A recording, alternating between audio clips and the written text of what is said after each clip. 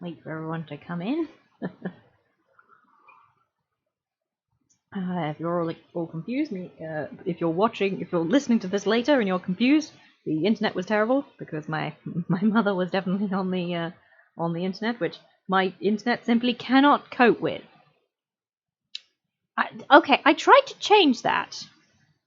I did try to change that, but I can't. I know you linked me how to change it. Oh, we are back. Can you all hear me? You all hear me? Listen? We'll get to the Return of the King, and then I'll change it. We'll get to the Return of the King, and then we'll change it. Yes. So yes, my internet cannot cope with two of us being on the internet at the same time when I'm streaming. Yeah, so, okay, so Paige is still buffering. How about everybody else? Return of the Redacted, yes. Everybody else good? Any buffering for other people? Before we get started? My KBS is... Okay. We have 11 viewers now, which is more than we had before. we have 11 viewers now, which is more than we had before. Okay, alright then. No buffering. Okay. Superb. Well, I'm so sorry, Peaches. Right. Right, yes, so, chapter 5 we're on, apparently. The window on the west. Oh dear. Well, good for Kaz. Keep on the down low. Yes, so, the window on the west. It seemed to Sam that he had only dozed for a few minutes when he awoke to find that it was late afternoon, and Faramir had come back. He had brought many men with him. Indeed, all the survivors of the foray were now gathered on the slope nearby, 200 or 300 strong. They sat in a wide semicircle, between the arms of which Faramir was seated on the ground, while Frodo stood before him. It looked strangely like a trial of a prisoner. Sam crept out from the fern, but no one paid any attention to him, and he placed himself at the end of the rows of men, where he could see and hear all that was going on. He watched, and listened intently, ready to dash to his master, to Frodo's aid if needed.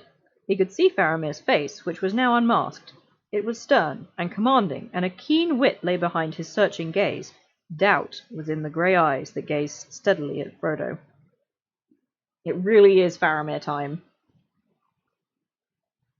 Where the fuck was this Faramir, by the way? Commanding and stern and keen wit? Where? In film Faramir? It's less likely than you think. Jesus. Sam soon became aware that the captain was not satisfied with Frodo's account of himself at several points. What part he had to play in the company that set out from Rivendell, why he had left Boromir, and where he was going now. In particular, he returned often to Isildur's bane. Plainly, he saw that Frodo was concealing from him some matter of great importance. But it was at the sorry. I know, it's true, yeah. He was so described, and yet. Anyway. But it was at the coming of the halfling that Isildur's bane should waken. Also one must read the words, he insisted. If, then, you are the halfling that was named, doubtless you have... I don't have Faramir's voice very well, is the issue. How should Faramir... Faramir should sound not like Boromir? Maybe a bit higher? I don't know.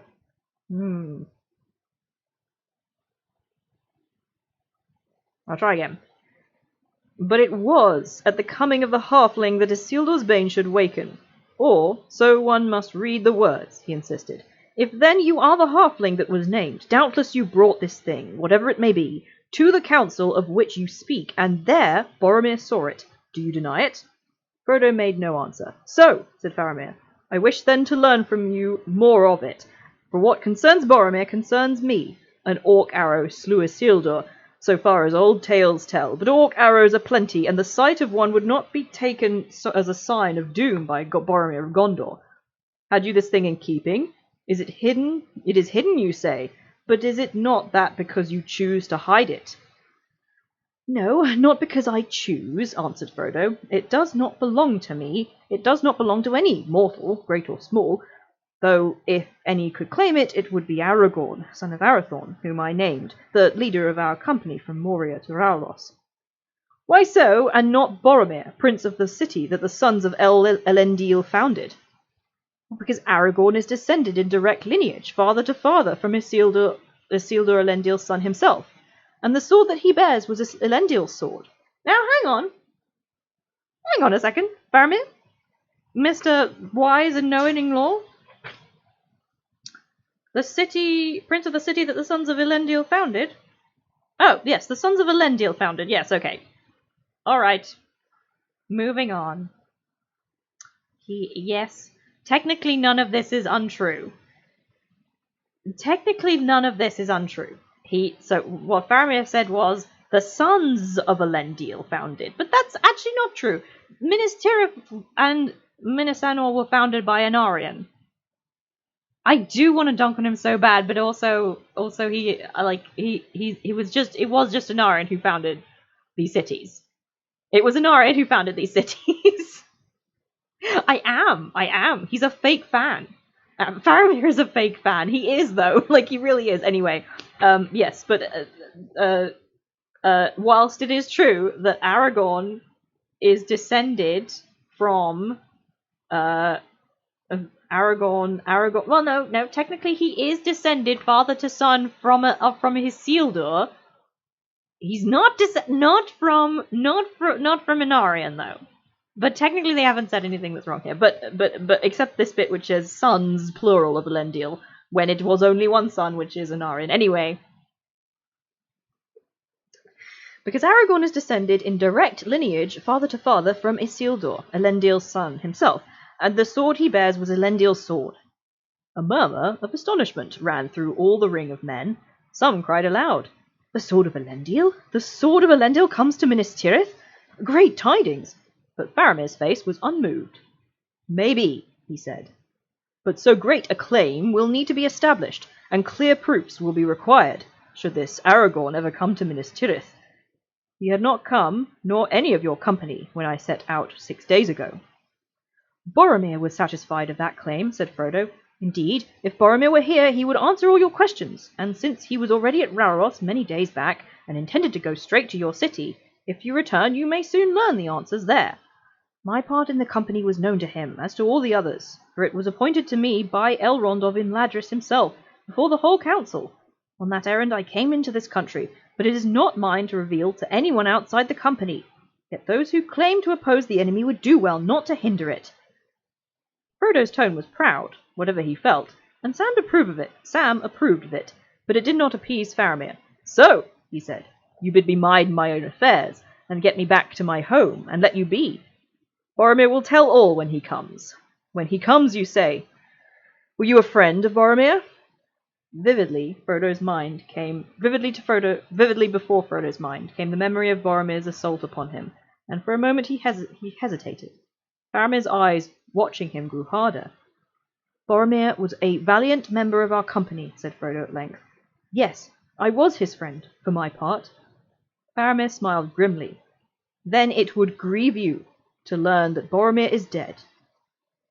"I would grieve indeed," said Frodo. Then catching the look in Faramir's eyes, he faltered. "Dead?" he said. "Do you mean that he is dead, and that you knew it? You have been trying to trap me in words, playing with me, or are you now trying to snare me with a falsehood?" I would not snare even an orc with a falsehood," said Faramir. "How then did he die, and how do you know of it, since you say that none of the company had reached the city when you left?" "As to the manner of his death, I had hoped that his friend and companion would tell me how it was." "But he was alive and strong when we parted, and he lives still for all that I know, though surely there are many perils in the world." "Many indeed," said Faramir, "and treachery not the least." Sam had been getting more and more impatient and angry at this conversation.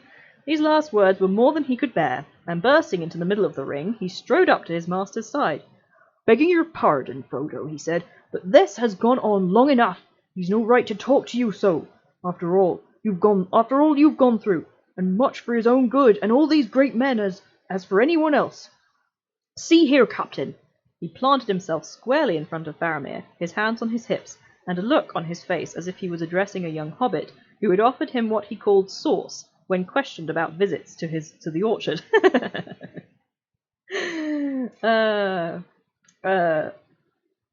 There was some murmuring, but also some grins on the faces of the men looking on. The sight of their captain, sitting on the ground and eye to eye with the young hobbit, legs well apart, bristling with wrath, was one beyond their experience. See here, he said. What are you driving at? Let's come to the point before all the orcs of Mordor come down on us. If you think my master murdered this Boromir and then ran away, you've got no sense. But say it and have done. And then let us know what you mean to do about it. But it's a pity that folk as talk about fighting the enemy can't let others do their bid in their own way without interfering. He'd be mighty pleased if he could see you now. Think he'd got a new friend, he would.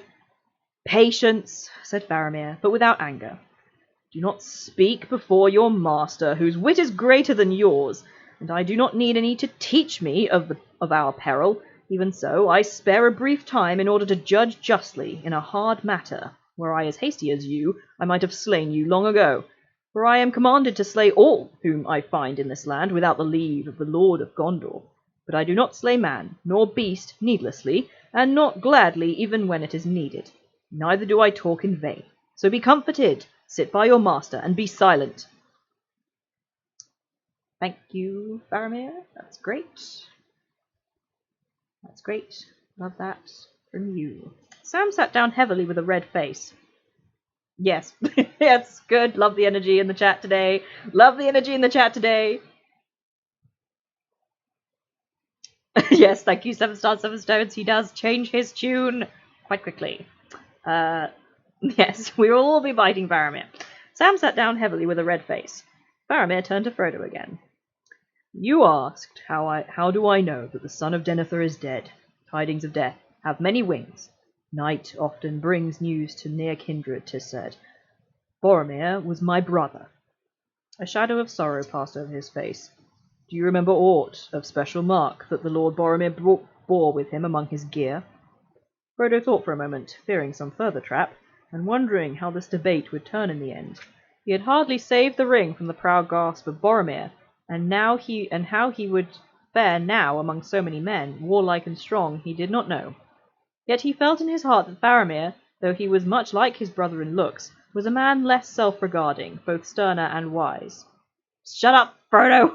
What? Really? After all of this? That is... Faramir calls him wise, and then Frodo is like... Faramir calls him wise once, and Frodo is like, oh, he seems very wise to me. Anyway.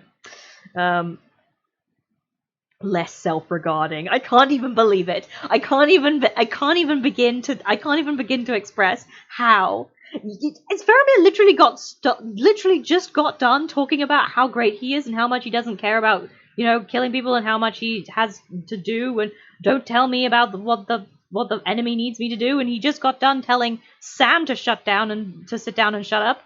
But Boromir is Oh, Frodo, I was really into you like last episode, but now you're testing me again. Anyway. Self-regarding in... Okay. Self-regarding in terms of Boromir, but like this is definitely one of his known faults. Boromir has this thing where he thinks, if I don't settle something, nobody else will, which I can kind of forgive him for, but he definitely did, like, that was definitely something that he held, that whilst is often enhanced by his self-regarding. Yeah, that too. It's often enhanced by the experiences he has. I think definitely it's something that he also holds on to. He holds on to the idea that if he doesn't get something done, then nobody else fucking will. So if he doesn't come up with a plan, nobody else. So maybe we can go that. We can figure that one out.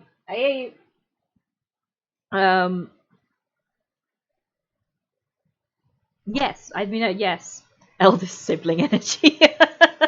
Does he, self-regard? very funny things happening in the chat. I like that. I like that. Anyway, well.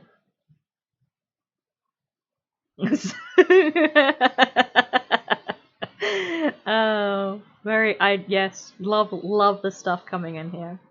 But I'll stop my fierce defense of Boromir. It's fine what people think about him. It's a complicated book. Anyway. It's sterner and wiser, also funny. Sterner? Sterner, anyway. I remember that Boromir bore a horn, he said at last. You remember well, and as one who has in turn seen him, said Faramir. Then maybe you can see it in your mind's eye, a great horn of the wild ox of the east, bound with silver and written with ancient characters. That horn the eldest son of our house has borne for many generations, and it is said that if it is blown at need anywhere within the bounds of Gondor, as the realm was of old, its voice will not pass unheeded. 5 days ere I set out on this venture, 11 days ago at about this hour of the day, I heard the blowing of that horn. From the northward it seemed, but dim, as if it were but an echo in the mind. A boding of ill we thought it, my father and I, for no tidings had we heard of Boromir since he went away, and no watcher on our borders had seen him pass. And on the third night after another, a stranger thing befell me. I sat at night by the waters of Anduin, in the grey dark under the young pale moon, watching the ever-moving stream, and the sad reeds were rustling. So do we ever watch the shores nigh Osgiliath, which our enemies now partly hold, and issue from it to harry our lands. But that night all the world slept at that midnight hour.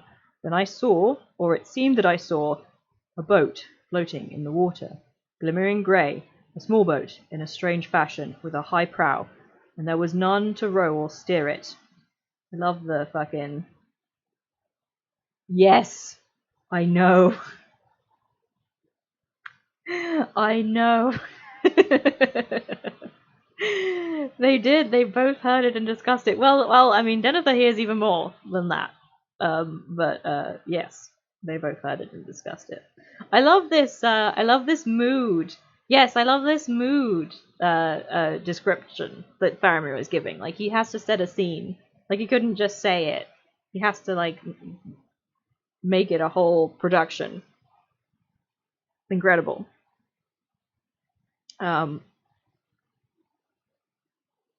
We have depressed reads now, yes. Well, you know, this is Tolkien. He has to be this way. Maybe this is why Faramir is Tolkien's favorite character, is because he personifies the landscape just naturally.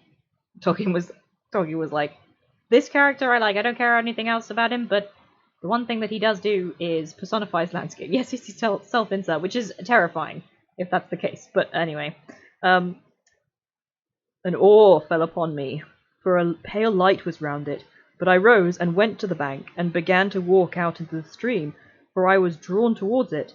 Then the boat turned towards me, and stayed its pace, and floated slowly by within my hand's reach. Yet I durst not handle it. It waded deep, as if it were heavily burdened, and it seemed to me, as it passed under my gaze, that it was almost filled with clear water, from which came the light, and lapped in the water a warrior lay asleep. A broken sword was on his knee. I saw many wounds on him. It was Boromir, my brother, dead. I knew his gear, his sword, his beloved face. One thing only I missed, his horn.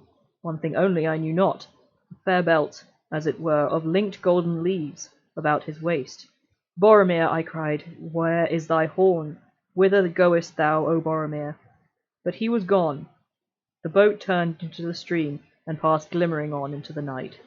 Dreamlike it was, and yet no dream, for there was no waking, and I do not doubt that he is dead, and has passed down the river to the sea. What a fucking bit, like, also, I love this bit. Okay, so Faramir doesn't speak with this voice, with this tone, with this accent, this whither goest thou, Boromir, O Boromir. Like, he doesn't speak with this at any other time than now. He's literally flowering up his own words. I don't think that's what Faramir said. I think he said, Where are you? Where are you going? I probably didn't even say fucking anything. I think he's literally flowering up this dream that he had. That non-dream, this vision that he had. Which is so funny. It's... This is just the bashing Faramir stream all the way through. I can't stop myself. Anyway, also I like this bit because it is enhancing my very, very well tenderly held headcanon that the Anduin is very important in Gondorian ritual. So Faramir was literally just sitting beside the river, and it sounds like he does this regularly. It's not a strange thing for him. So I'm very attached to the idea that Gondorians have ritualistic behavior surrounding the Anduin and stepping in it and touching the water, etc., etc. It makes me very fond. Yes, I also do love it. Alas, said Frodo, that was indeed Boromir as I knew him, for the golden belt was given to him in Lothlorien by the Lady Galadriel. She it was that clothed us as you see us, in elven grey. This brooch is of the same workmanship. He touched the green and silver leaf that fastened his cloak beneath his throat. Faramir looked closely at it. It is beautiful, he said. Yes, 'tis work of the same craft. So then you passed through the land of Lorien. Oh, Jesus, we have to... Lorelin Dorinan, that was it. Lorelin Dorinan it is named of old, but long now it has lain beyond the knowledge of men. He added, softly, long now it has lain beyond the knowledge of men, he added softly, regarding Frodo with a new wonder in his eye. Much that was strange about you I begin to understand. Will you not tell me more? For it is a bitter thought that Boromir died within sight of the land of his home.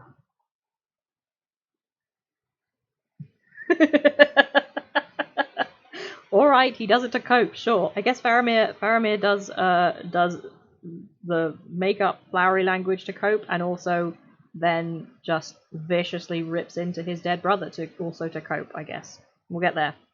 We'll get there. I'm very... It's good that Faramir is being terrible all the time, because if I wasn't, then I'd be inconsolable. But I can focus on Faramir.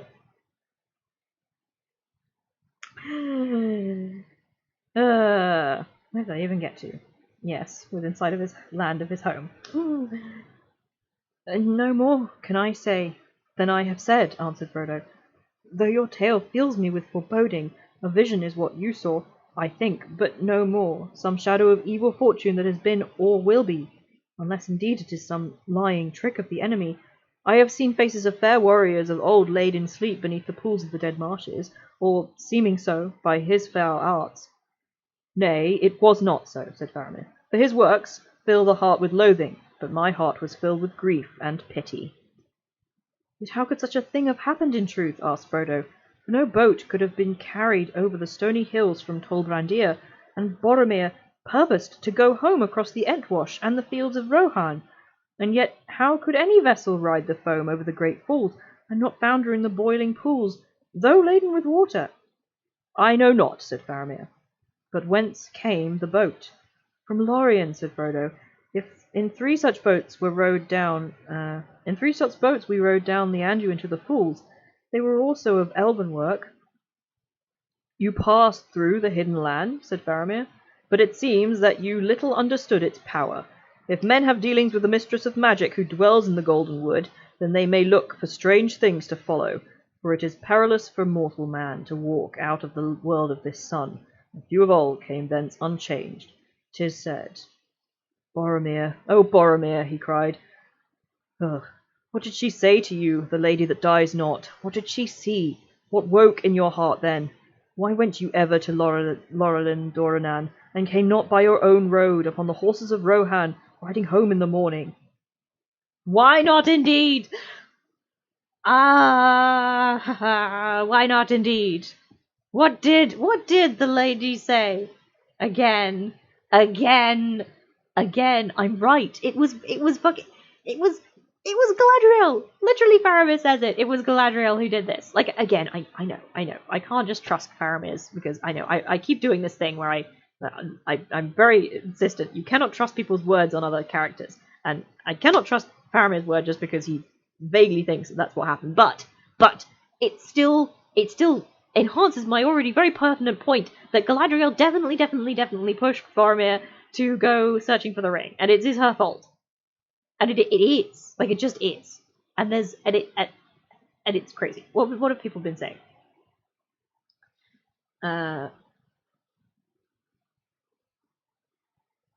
Oh, damn it. Well, Des is making me sad. Damn it. Fuck. Well, ouch. Ouch. Sad. Sad. No. Really? Oh, Jesus. I'm not. I don't want to be. I don't want to be sad about Faramir missing Boromir. I don't. What I'm about to read in a second is about to happen.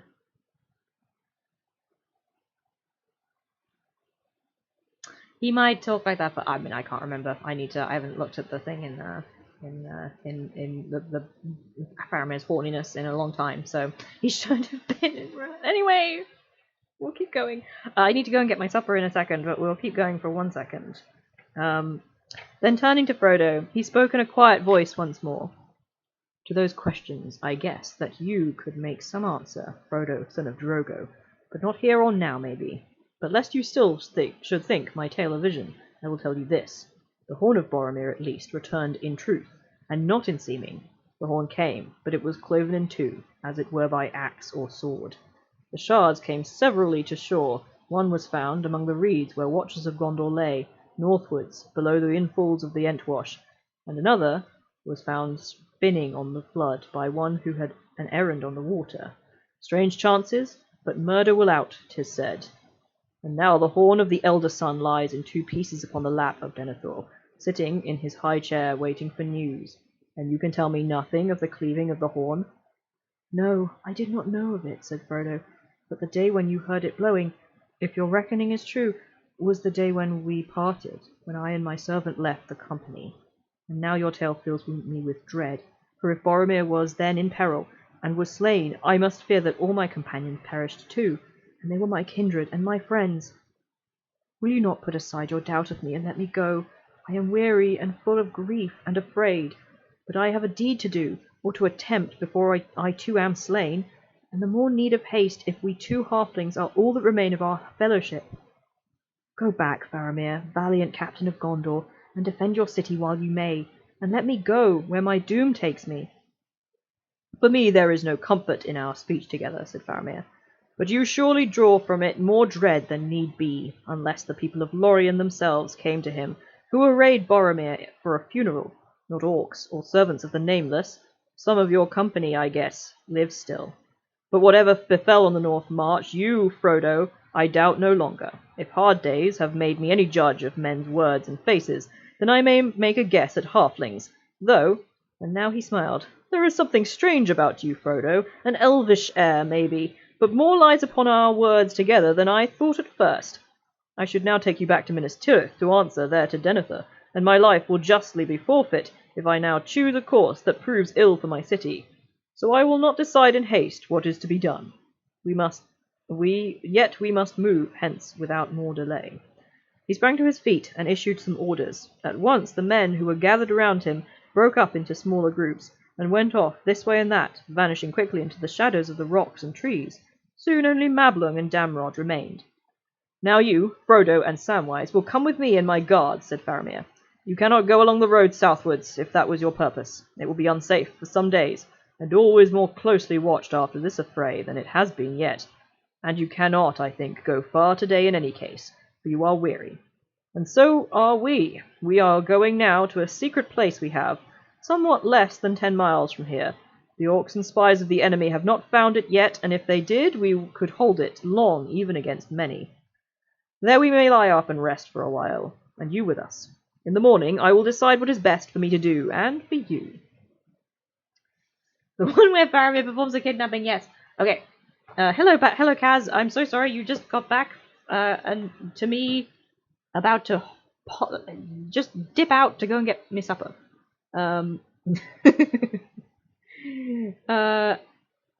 So yes, I will be back in 1 second. I'm so sorry, Kaz. I'll be back in like 1 second though. It will not be long. Where is this wire going? Oh, over there. Okay. So, put on the brake, which I won't remember to... Oh. There we go. And I will be back in a very short amount of time.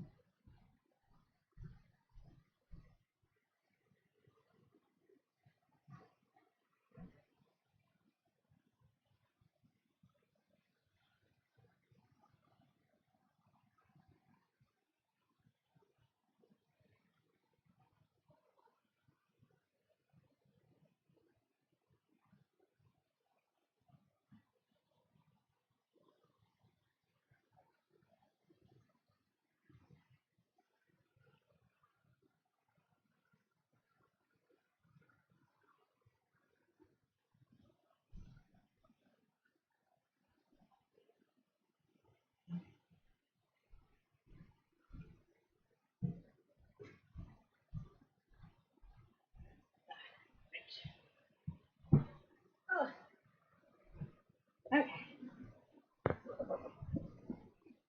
I've returned. Everyone else here? Still? How's our drop frames? We've got up to 57.5% drop frames.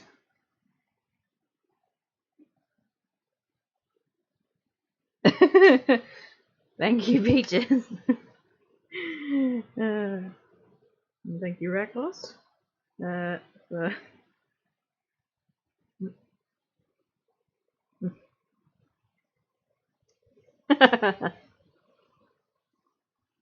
Well, dead bodies and boats can still listen to Lord of the Rings, so that's fine. That's fine. I'm happy with it. I'll accept it. I'll accept it. Right.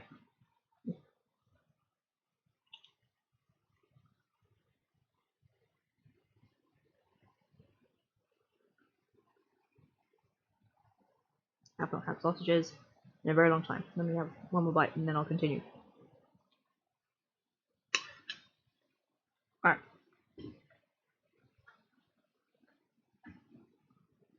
Okay. More Faramir. Oh, thank you so much, Peaches. I owe you my life. It's true. Nighttime visions, yeah. They do still count towards the number watching. Like if you're astral projecting into this stream, I'd like you to please at least put it on in the background somewhere, just so that my viewers are up. I don't. Okay. He really is. He's a very good boy. He's my incredibly important boy. You're actually chipping in. Well, that's good.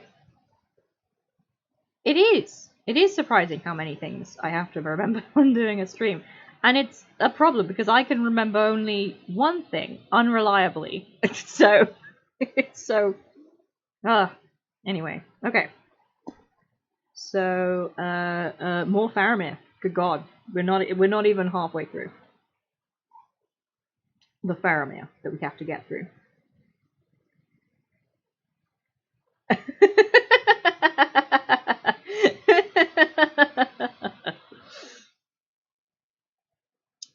Yes. Yes, Mikey is our good boy. Yes. There was nothing for Frodo to do but fall in with this request, or order. It seemed in any case a wise course for the moment, since this foray of the men of Gondor had made a journey in Ithilien more dangerous than ever. They set out at once, Mablung and Damrod a little ahead, and Faramir with Frodo and Sam behind. Skirting the hither side of the pool where the hobbits had bathed, they crossed the stream, climbed a long bank, and passed into green-shadowed woodlands that marched ever downwards and westwards. While they walked, as swiftly as the hobbits could go, they talked in hushed voices. I broke off our speech together, said Faramir, not only because time pressed, as Master Samwise had reminded me, but also because we were drawing near to matters that were better not debated openly before many men. It was for that reason that I turned rather to the matter of my brother, and let be Isildur's bane. You were not wholly frank with me, Frodo. I told no lies, and of the truth all I could, said Frodo. I do not blame you, said Faramir, sorry. You spoke with skill in a hard place, and wisely, it seemed to me, but I learned or guessed more from you than your words said. You were not friendly with Boromir, or you did not part in friendship. You and Master Samwise, too, I guess, have some grievance. Now, I loved him dearly, and would gladly avenge his death, yet I knew him well. Isildur's bane, I would hazard that Isildur's bane lay between you sorry, let me read that again.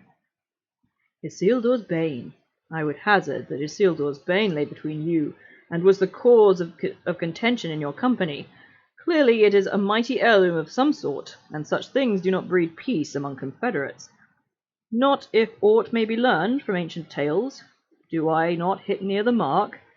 Near, said Frodo, but not in the gold.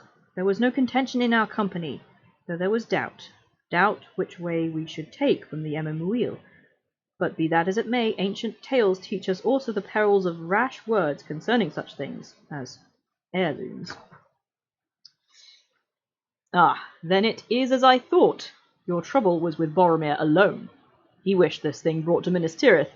Alas, it is a crooked fate that seals your lips who saw him last, and holds from me that which I long to know, what was in his heart and thought in his latest hours, whether he erred or no. Of this I am sure. He died well, achieving some good thing. His face was more beautiful even than in life.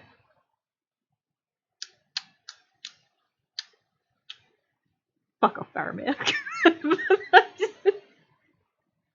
Really? It was more beautiful even than in life? Even then? Even then? It really? Good God. The amount of people that literally just out and out say it's better that Boromir was dead. It's better that Boromir is off dead.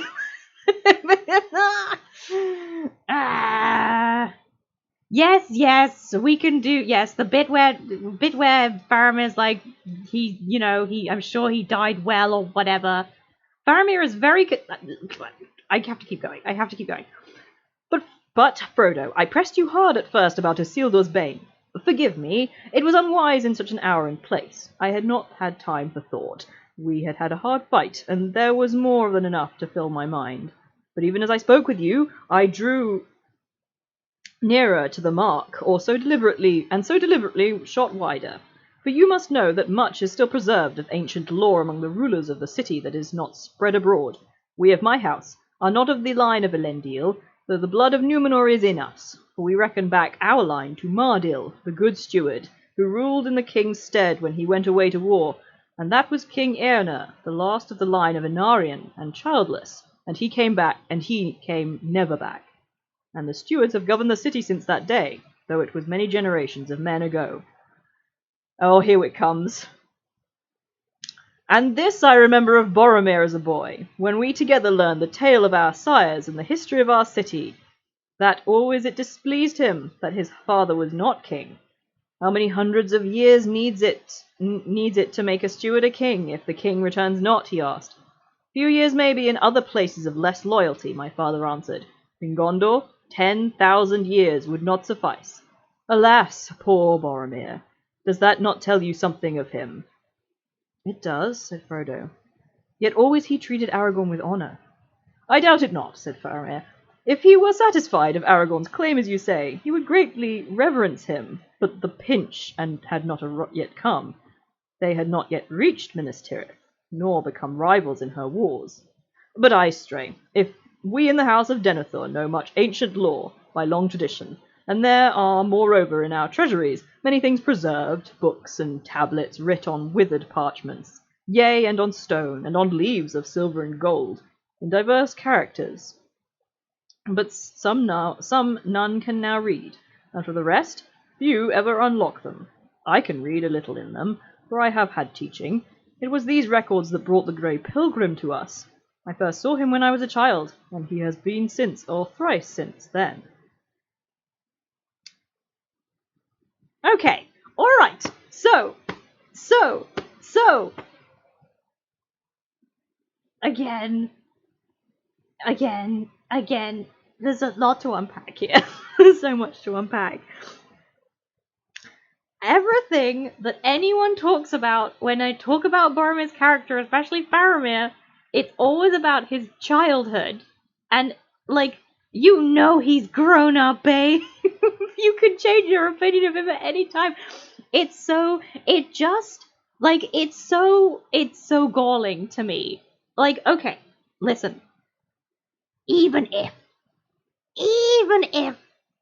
I was to say that someone would, even if Tolkien himself came down from the fucking heavens, wherever he is, and looked me in the eye and said, no, everything Faramir says about his brother is true, I still wouldn't believe him, because it is not in the book, and it never has been, and he can't talk anymore. Where is he proud? Where does he want to be king? Where is it? Where is it? Where? In what word? Other than this one time, when apparently he questioned whether or not, a completely understandable question, by the way, for a country that has been running on a fabricated government that it was never supposed to run on. When do we become the kings? My father, who has been ruling, we, as the line of Mardil, have been ruling for 1,000 years, when do we become king and get the powers of being a king? And that is a perfectly reasonable question for what a fucking, 5-year-old to ask. Okay, he can't have been 5 because Faramir remembers it. So it must have, 7, whatever. Something like that. That is a perfectly reasonable question to ask. It actually doesn't say anything about Boromir.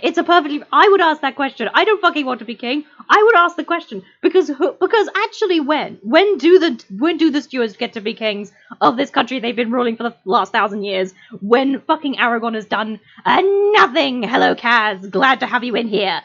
But this is the one thing that we are keeping. We're holding on to this one perfectly reasonable question, and that's the indication that Boromir wanted to be king this whole fucking time. It's that one thing, and the one time he has a rant which is ring influenced anyway, which is exactly the same rant as Sam has later on, which is also ring influenced. But and Faramir gets to fucking have his long monologue about how cool he was and how he knew exactly what he was doing and how, oh, well, I saw where you were going and I knew what you were saying. I knew everything that was going on here already. I knew it. And yet Faramir is not self-viewing, self-aggrandizing. Yeah, that's not, but Faramir isn't. It's not him. I knew this was gonna happen.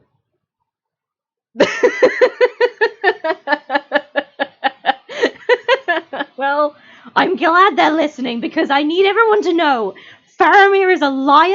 Well, he's not a liar. He genuinely believes the things that he's self-regarding. Thank you so much, Stars and Seven Stones. He How is it not? How do we get this? How is this played straight when Faramir has literally not at any moment has Faramir stopped talking about himself? And that's not self-regarding, but Boromir barely says I at any point in the book at any stage in which I'm supposed to think he's self-regarding. When does Faramir get the time to be like, oh, but maybe men with shovels would have served you better? When is Faramir's moment of mild modesty, of even a flicker of modesty from Faramir? I'd show it to me. I would love to see it. I want to see it. Show me where he is modest. Everybody, show me where Faramir gets to be the one who defines Boromir's entire character, when he obviously has this massive chip on his shoulder about him, and he's so eager to pretend to make himself out as being so much better, even when he literally 3 days ago this man has found out his brother is dead, and I have to listen to this. I have to read him say this. Well, of course, he gets tons out of it. Okay, sorry. What I'm not clear on is what Faramir gets out of projecting and or slandering Boromir. Okay, what he gets out of it is this thing. No, he's not. No, that is not modesty. That is him fulfilling his glorious part in this whole thing that he's predestined to want anyway. Modesty is not what he is thinking of when he offers Aragorn the crown. And indeed, Aragorn doesn't think it's modest either, because Aragorn doesn't accept it from him. Faramir has to give it to Gandalf, because he's apparently the more good. But Faramir thought to himself, no, I'm the one who should be giving it. And actually, he's right. But it's not modesty. It's not modesty that when he surrenders the office of the steward to Aragorn. It's not. It is not. Because Faramir has never been invested in the stewardship before, or at least he has in a weird way that's different to his brother. Let me address 7 stars, 7 stones. Faramir does not want to be fighting this war. Faramir does not like to do this. He thinks he is destined for better things. He was irritated. We'll fucking get there. Maybe I should not explain this, because we're about to get there. We're about to get to Faramir's whole reason why he is so irritated. I mean, he's irritated with his brother all the time. But Faramir's whole thing is he wants to be seen and perceived as this man who is noble and wise and gentle, etc., etc., etc. But he has no seeming ability to enforce that in any kind of reality. Like, everything he says, the reasons that he makes are completely outside. Like, what he wants is for, because he doesn't expect to win this war either. Like, Faramir does not expect to win this war either. Nobody does. He says it in a bit. He has no hope. Nobody fucking has any hope. So if in Gondor anyway, nobody has hope, but they're all dealing with it in different ways. Faramir has decided to deal with it in that he has decided he is very special. Faramir has decided he's special. Everyone agrees with him as well. Literally call him blessed. Not pages ago we've had Damrod and Mablung call him literally blessed. So Faramir believes he is destined for something great. And he models himself after what he thinks are the noble characteristics of kings and whatever. And this is one of the major issues that Denethor, and this is the major issue that Denethor and Faramir have, and this is why he's so irritated with Boromir as well, because Boromir and Denethor are of the same mind. Faramir, it's not about you. We're actually trying to defend our city, but no, Faramir would rather the city be taken and his honor and goodness not be floundered and he not die a needless, unheroic death, or a death that doesn't seem right to him. He's irritated that he has to do this stuff in Boromir's stead. This is the argument he has with Denethor, which we will also get to in a while.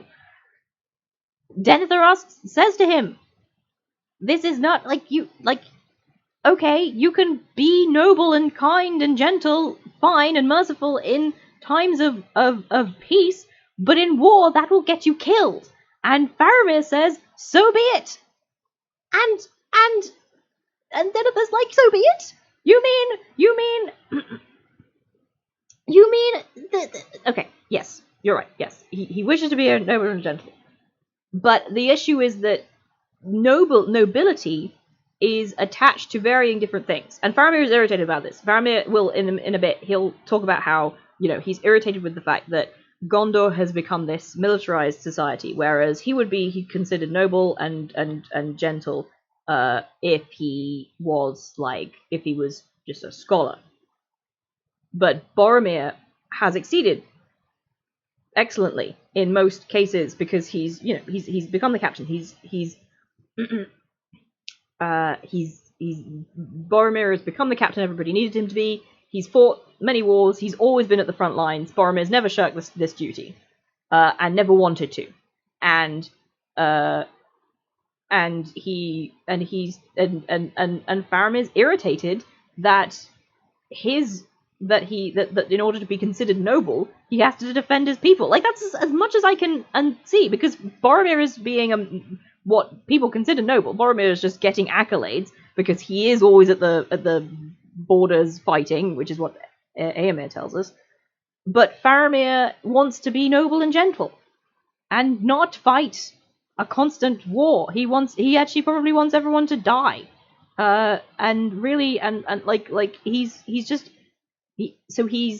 trying to bring Boromir's name down in order to raise himself up by giving Boromir this kind of warmongering effect, whereas Faramir, he's so great. He's emulating the kings of old. It's superb. But the problem with that is that the gentle and noble, most of the kings. No, I don't know. Well, but he doesn't want everyone to die. What he wants is for Gondor, which he assumes is already going to die. It's always going to do that. He assumes that's what's going to happen. He doesn't think there's any hope. He wants that to happen in a noble and grand way. He wants it to be. He wants Gondor to fail in a way that he believes befits it. But he will make that choice for everybody who lives in Gondor, include everybody. So, anyway, everything I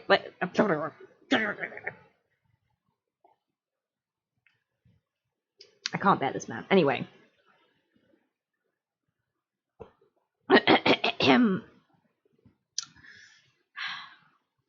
And also we have to acknowledge the fact that Denethor literally says here by himself in this. Denethor is in this situation is like when he's talking about how many lives of kings. Let me get my I get so irritated and my head goes in a whirl. Denethor literally says that no, we will never become kings. So where is Denethor wanting to be king coming from? But anyway, what were the questions? People have been asking. People have been saying stuff. I haven't been looking.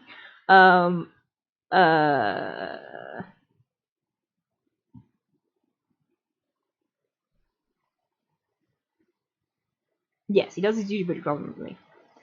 Like how Denethor... Oh, you mean that... No, of course not. Of course not. That's not... No, Denethor doesn't want to die nobly. The reason Denethor's doing his thing is because literally the city is about to be besieged, and if Faramir will be captured and horribly tortured, so will he. Like that's also like that's a you cannot compare those things.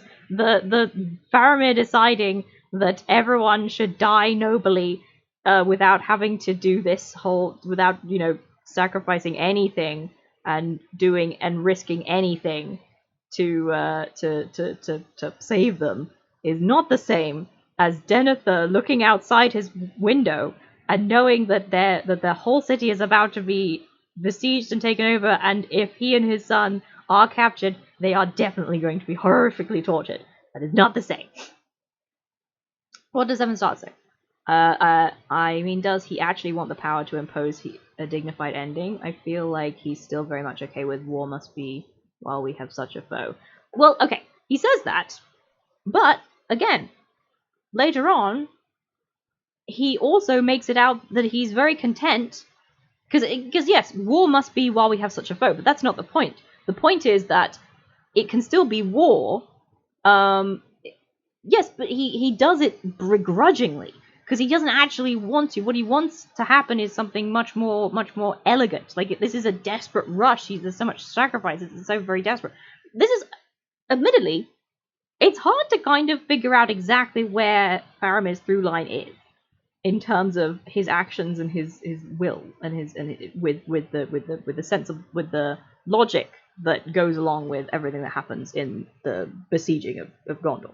But when he says that so be it. If my being gentle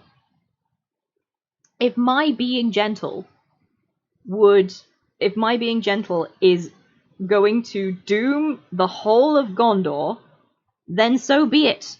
That's fine. Like, that's what he says. He says that, and that is his through line. If my being gentle dooms all of Gondor to death, then fine. I accept that. No, it doesn't. When does Faramir save Gondor? It never does. I mean, I guess you mean here, where he releases Frodo and Sam. I suppose, if you want to see it that way.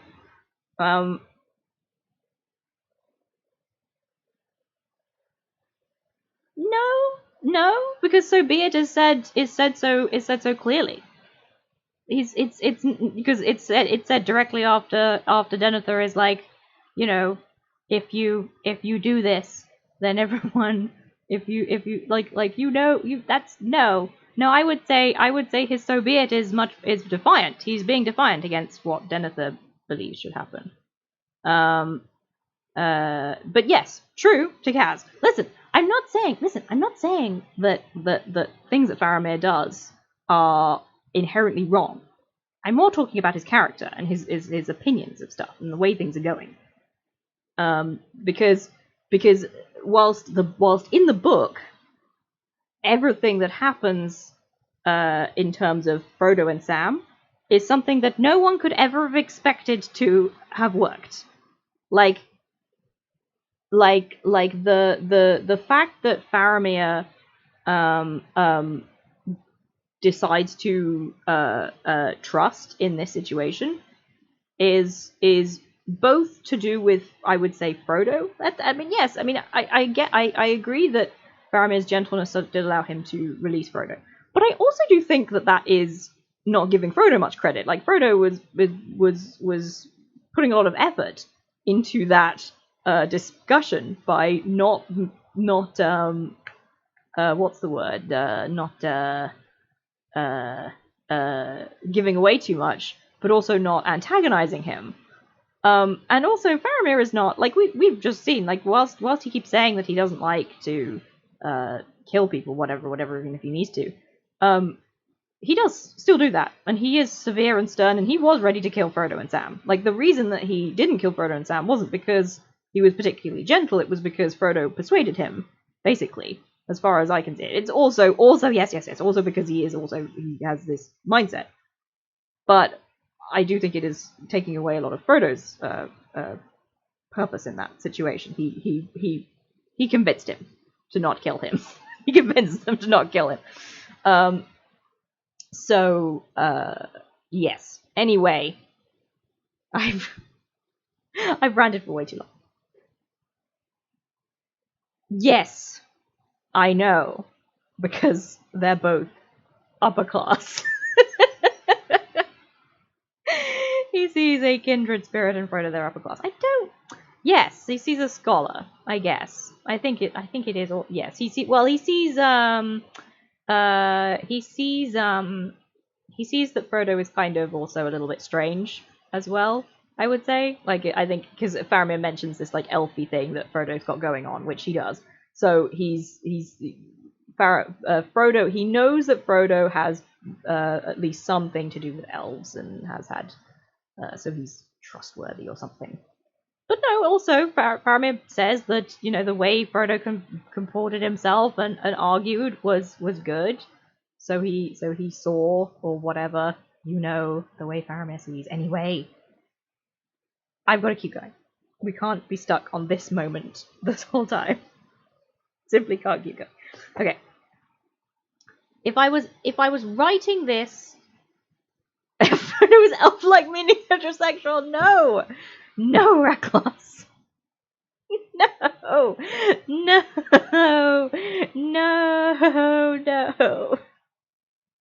If I was writing this, I would be able to explain this better to you, because the ways in which I have threaded all of the various needles together about Faramir is very complex. Des can attribute to this. It's very complicated. I promise you, I have been back and forth on Faramir, and I have extensive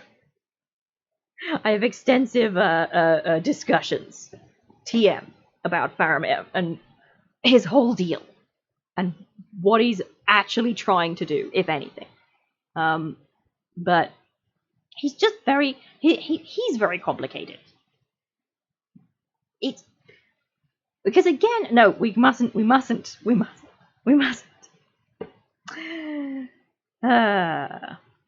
did I get to? Gandalf. Yes. Faramir is talking about Gandalf. Yes, I also stopped because Gandalf has only been to Minas Tirith since Faramir was a child 3 times at most, since Faramir saw him last. Faramir saw him.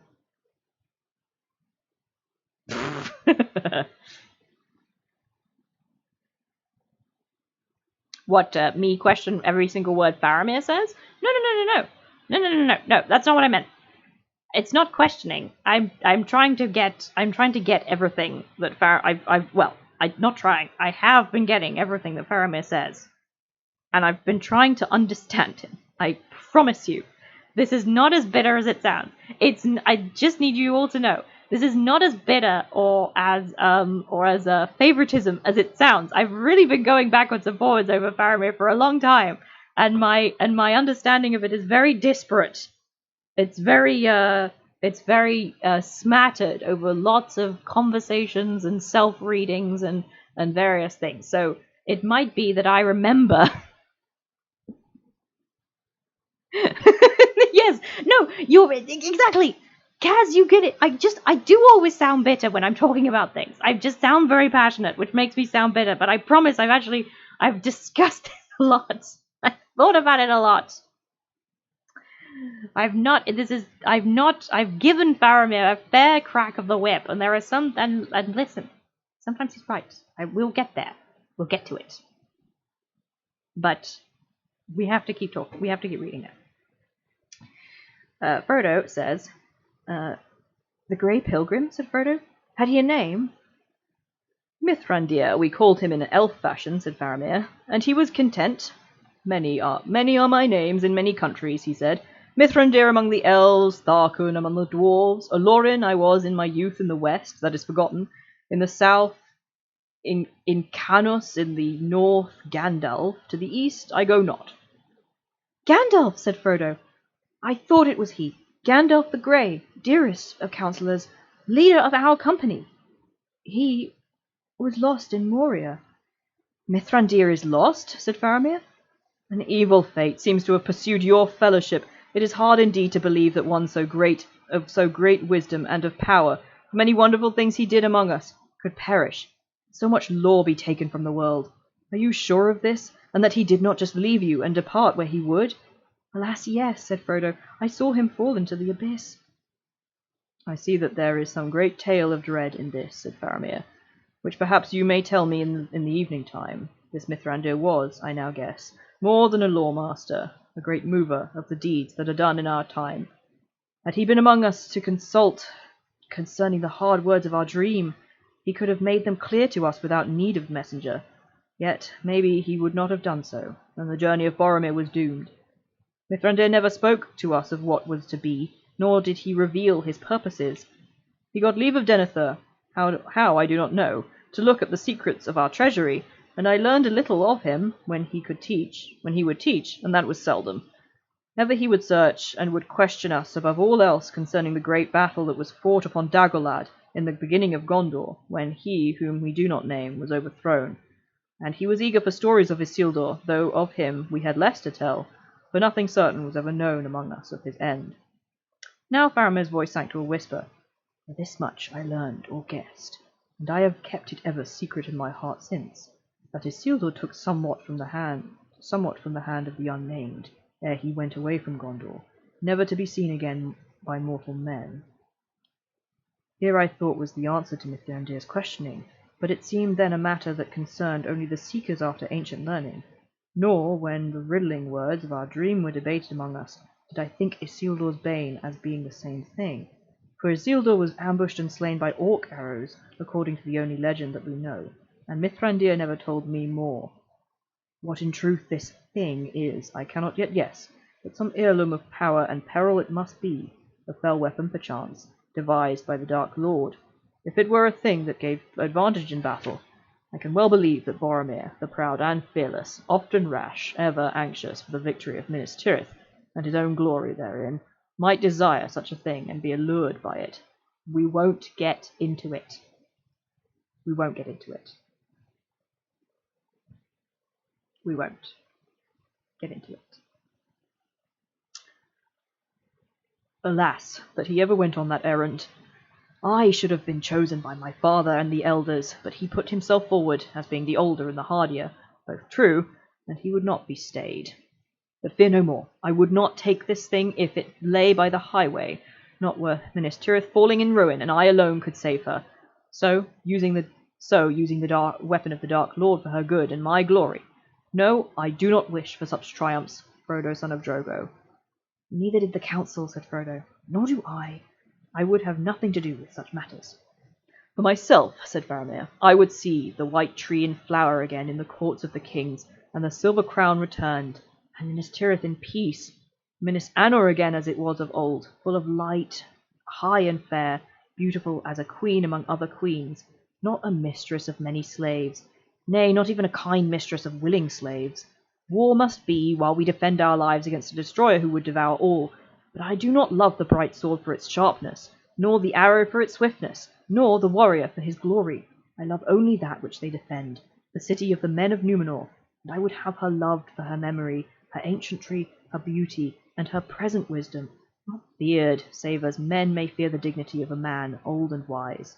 So fear me not. I do not ask you to tell me more. I do not even ask you to tell me whether you now I speak nearer the mark. But if you will trust me, it may be that I can advise you in your present quest, whatever that may be. Yes, and even aid you. Frodo made no answer. Almost he yielded to the desire to help and counsel, to tell this grave young man, whose words seemed so wise and fair, that all that was in his mind. But something held him back. His heart was heavy with fear and sorrow. If he and Sam were indeed, as seemed likely, all that was now left of the Nine Walkers, then he was in sole command of the secret of their errand. Better mistrust undeserved than rash words. And the memory of Boromir, of the dreadful change that the lure of the ring had worked in him, was very present to his mind. When he looked at Faramir and listened to his voice, unlike they were, and yet also much akin. Okay, we'll talk about it just a little bit, because again, we have to. Okay, so again, I literally almost forgot about this, but yes, Faramir literally. So I don't know why I forgot about it. It's very, very clear. Faramir literally says he won't have a triumph that is what he considers unworthy. He will not save Minas Tirith at the last. If this was the case, he wouldn't. Which means if he had had the ring, then he would have like Frodo does. Like this, again, we have to go back to this. Frodo does this. This is what Frodo does. He saves the ring. He saves Minas Tirith and everything by using the ring. It's what he does. So Faramir wouldn't have done that. And we have this whole spiel about, okay, this as well, the not a mistress of many slaves, nay, not even a kind mistress of willing slaves, is crazy when we think about what happens at the end of the book, which is what Aragorn literally does. The word is subjugate. The word Tolkien himself uses to describe what Aragorn does to the south and the east is subjugate. So how is that not? How? And when Faramir is thinking about, and when Faramir is saying, okay, he's good, he's trying to be like a king of old. Okay. All right, Faramir. You do know that the kings of old didn't just go to war against Sauron. In fact, most of their warring was completely unnecessary. Most of their warning was completely unnecessary. And Faramir has to know this. He has to know this.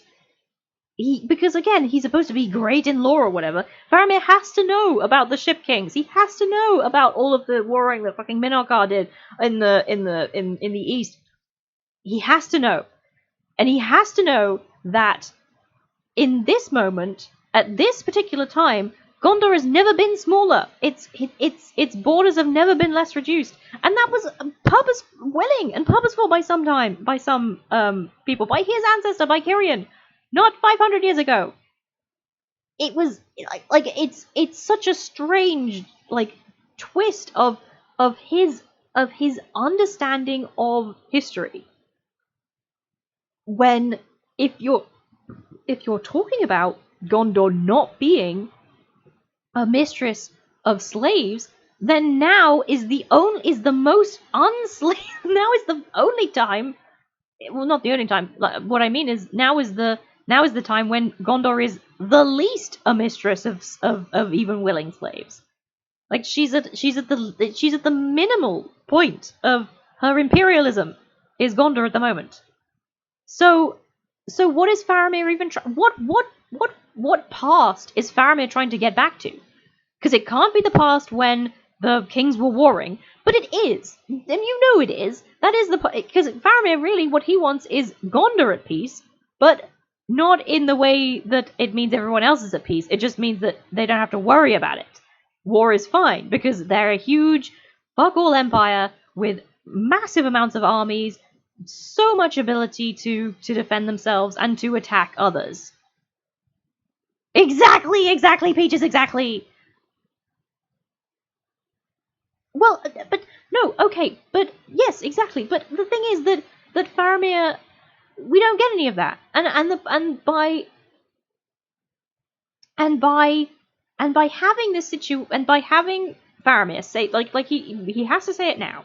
Faramir says this now, and he continues to support. We have no intimation that Faramir ever has any issue with Aragorn or anything that he does. So I'm pretty like realistically speaking, the peace that Faramir is talking about is peace for Gondor. It is not about other people. He's not talking about the Haradrim. He doesn't, when he says willing slaves. When he says willing slaves, he means himself. He's not talking about anybody else. He's talking about himself, and he's talking about the people in Gondor. He does not care about the Haradrim or any of these other willing slaves. That's not what he's talking about. What he's talking about is himself. He doesn't want Gondor to be this place which is at terrifying war.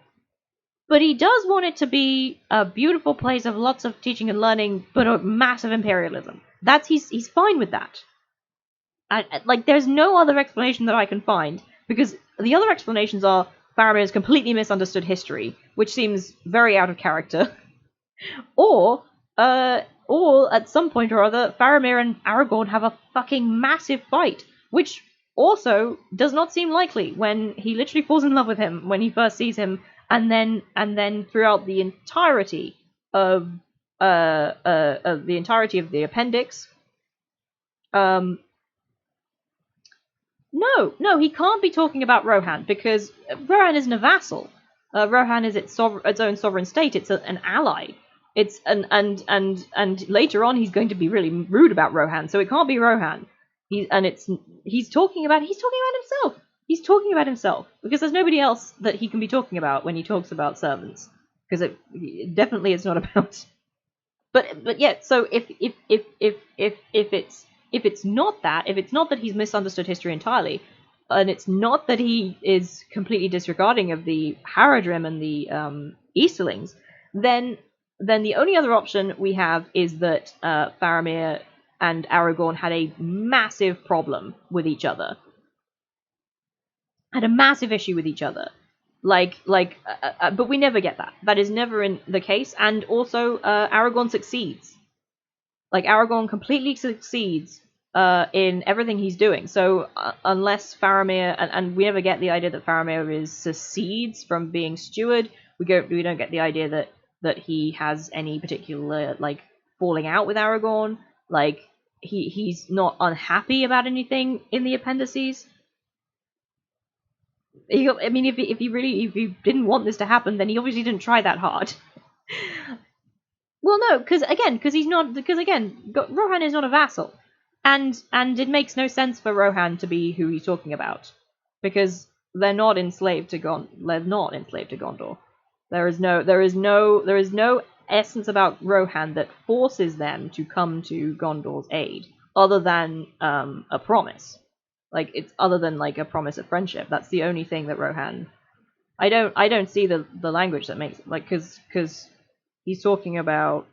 I mean, I think if we're talking about places, it would be the literal vassals of Gondor, which is the Anfalas.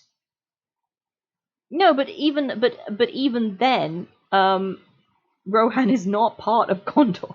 And again, we're about to get to the part where Faramir talks about Rohan and is really rude about it.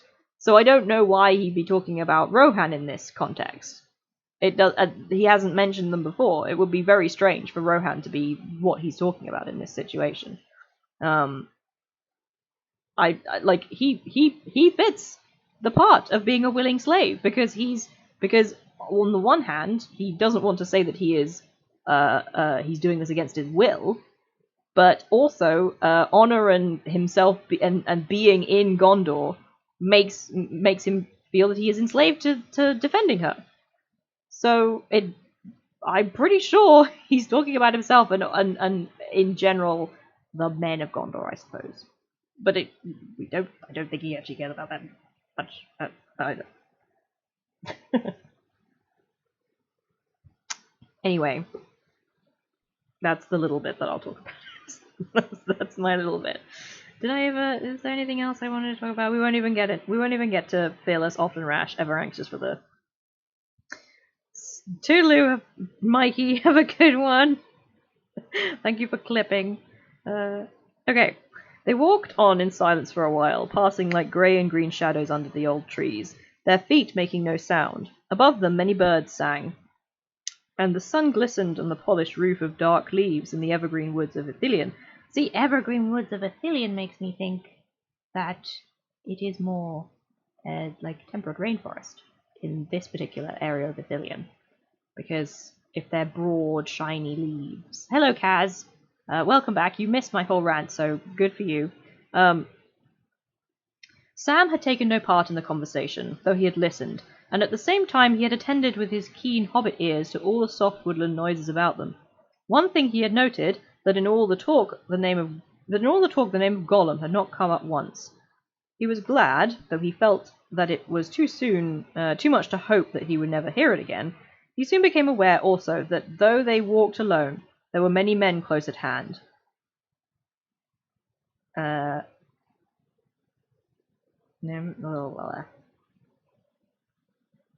men close at hand. Not only Damrod and Mablung flitted in and out of the shadows ahead, but others on either side, all making their swift, secret way to some appointed place. Once, looking suddenly back, as if some prickle of the skin told him that he was watched from behind, he thought he caught a brief glimpse of a small dark shape slipping behind a tree trunk.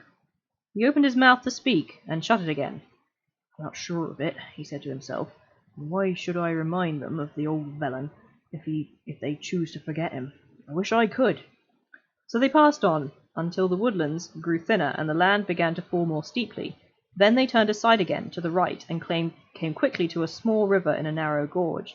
It was the same stream that trickled far above out of the round pool, now grown to a swift torrent, leaping down over many stones in a deep cloven bed, overhung with ilex and dark boxwoods.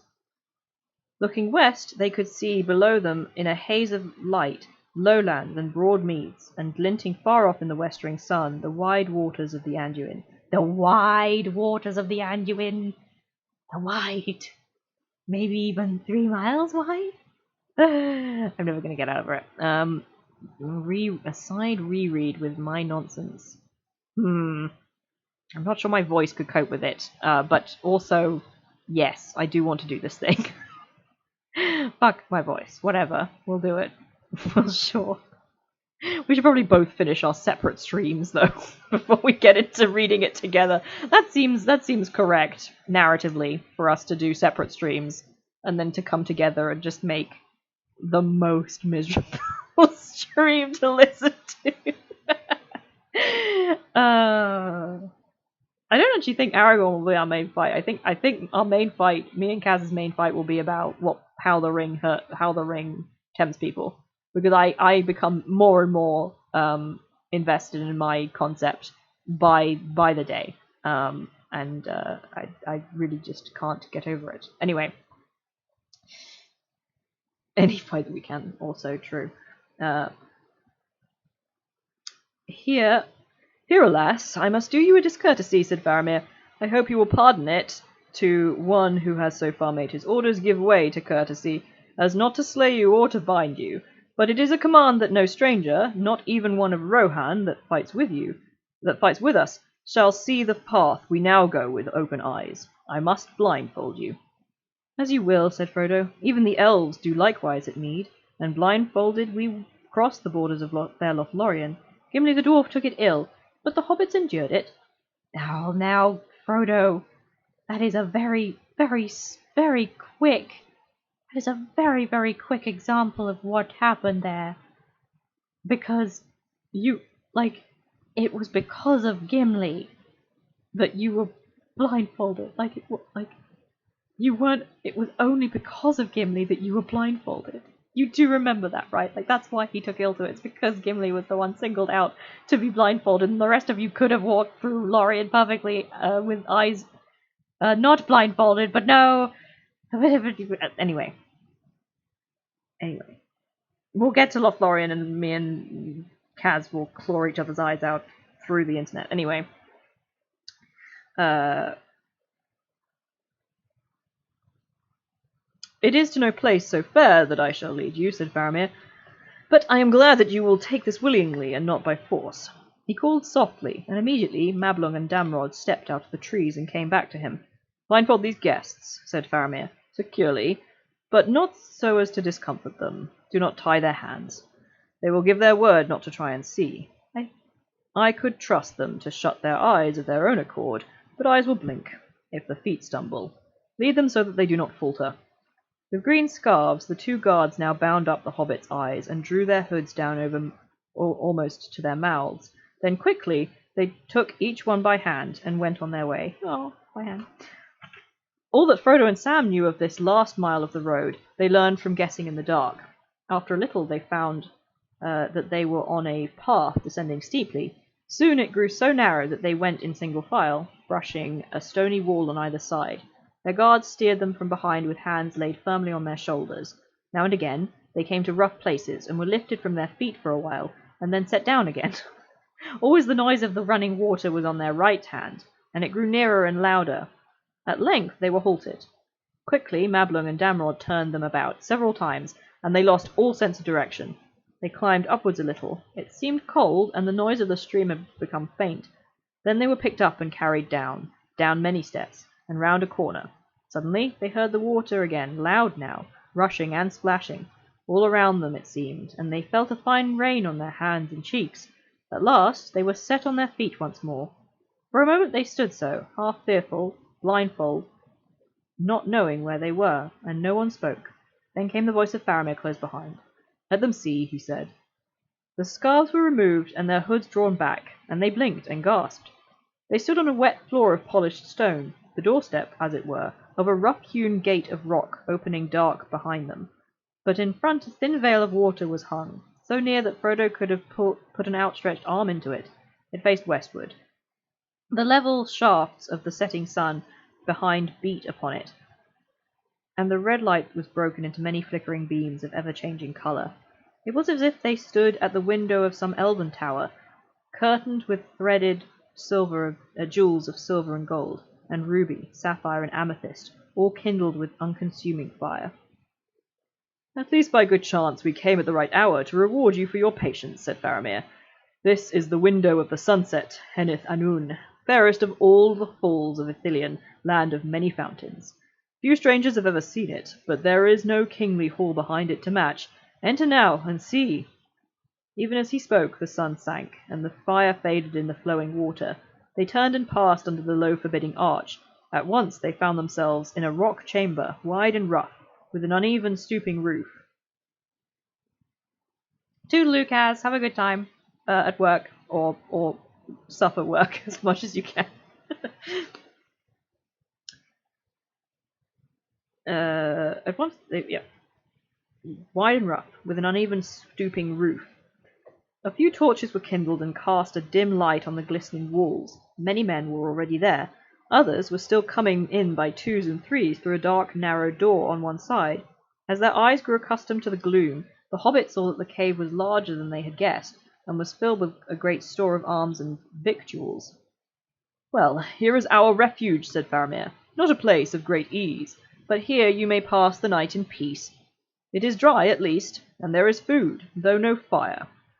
At one time the water flowed down through the gorge by workmen of old, and the streams sent... down through this cave and out of the arch. At one time the water flowed down through this cave and out of the arch, but its course was changed further up the gorge by workmen of old, and the stream sent down in a fall of double height over the rocks far above. All the ways into this grot were then sealed against the entry of water or aught else, all save one.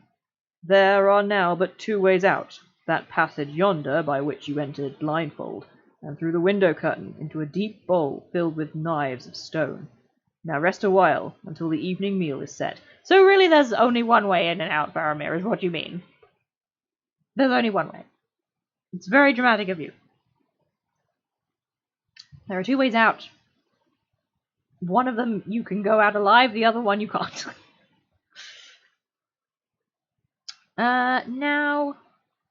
Let's see.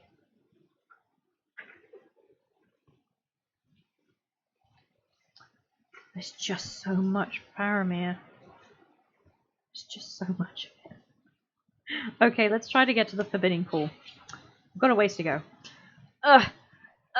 There's just so much. There's just so much of it. There's just so much of it.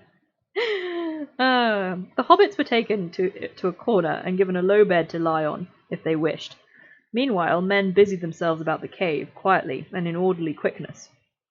Actually, you know what? We're going to have a brief break so I can eat some more of my supper. Because God forbid I not eat something whilst I'm reading about hobbits. It seems very cruel.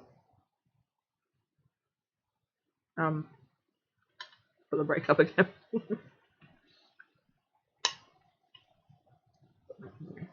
Yes.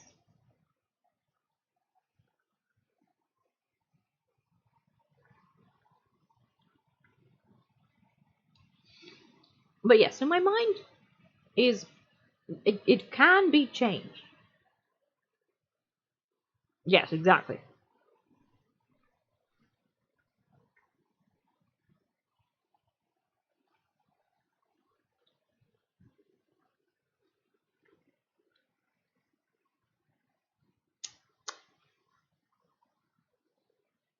It's just, I don't see a way of making Faramir's actions the kind of nobility that he wants them to be. I just don't see it. I would like to see it. I promise. I would. I genuinely actually. This is the thing. I actually, in all of my the characters that I find engaging or compelling, I actually prefer them to be.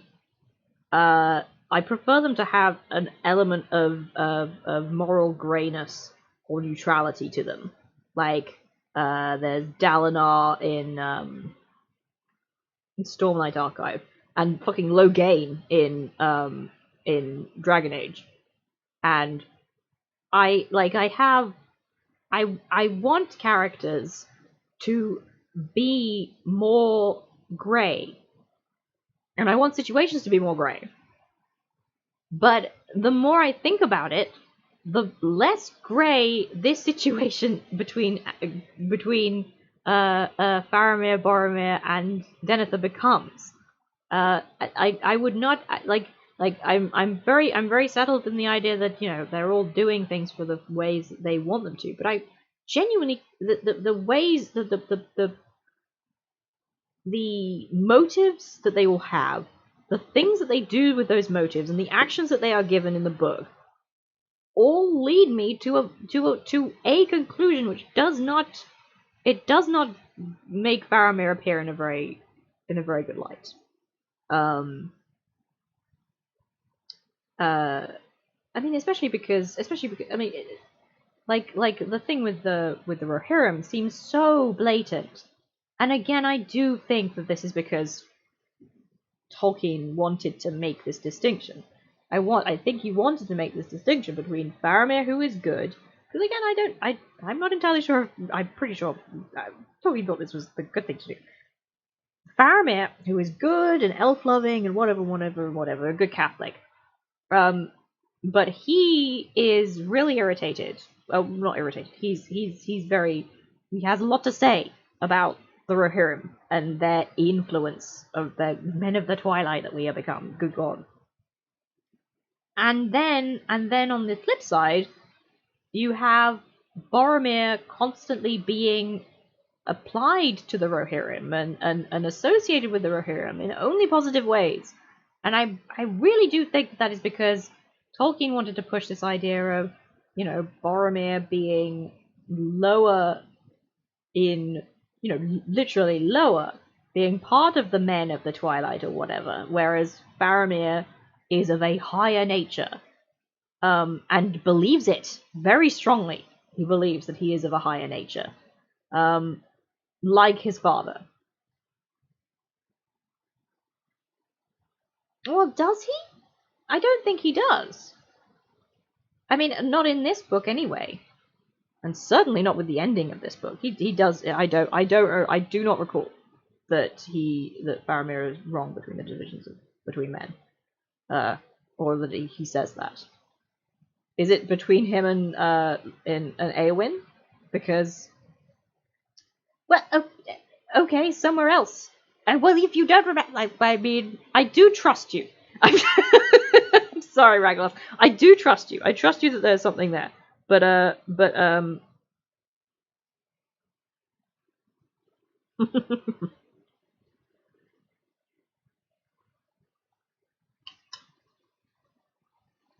I also believe that Tolkien himself went. I also believe that Tolkien himself went over and back on this issue multiple times. So,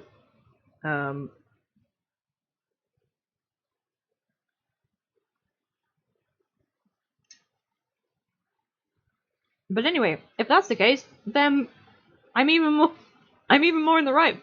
If fucking racist ass Tolkien comes to me and says, "No, Faramir was wrong about the Rohirrim," then, good God, who's to argue with me?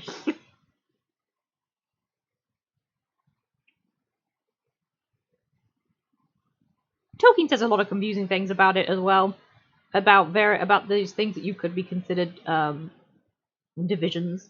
Like, for example, the Avari, who never took the calling of the Valar. Shit happens to them all the time. They've got problems with Morgoth. They're supposedly less wise, etc., etc., etc. It's a whole big deal between the Avari and a lot of them.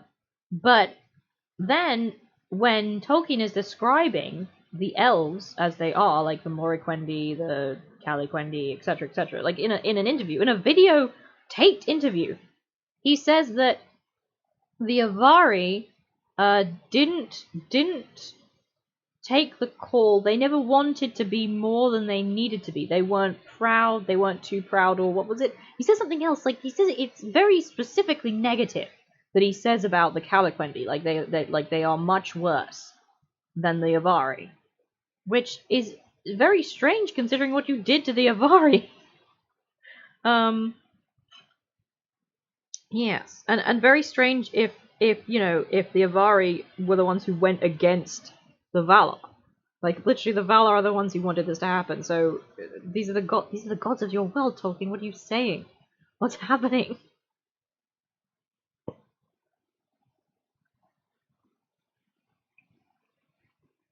Explain it to me, Rashboss.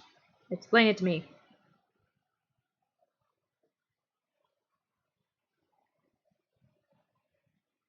Yes, true. Eru wanted them to stay in Middle Earth, but that's still.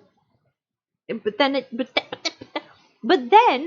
it's very weird that then it's so much worse that they want to go back, and it all.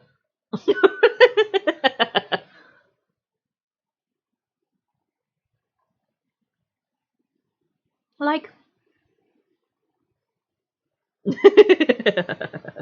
No, but that source I know about it. There's a thing. It's with Eru. It's the whole thing. I'm listening. I am listening.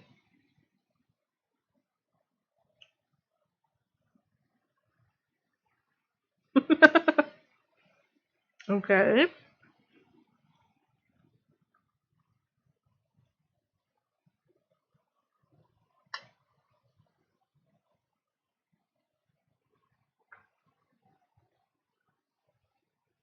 There's a hierarchy of divinity.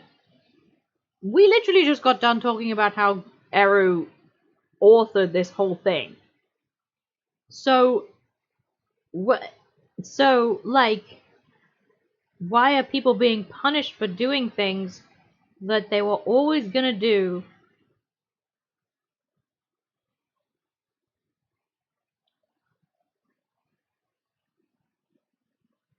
Okay. Alright. I'm with you.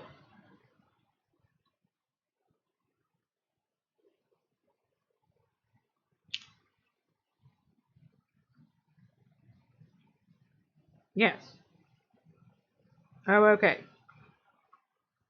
Even if no, but no, they mustn't because of the Ivari. The Ivari did the right thing apparently.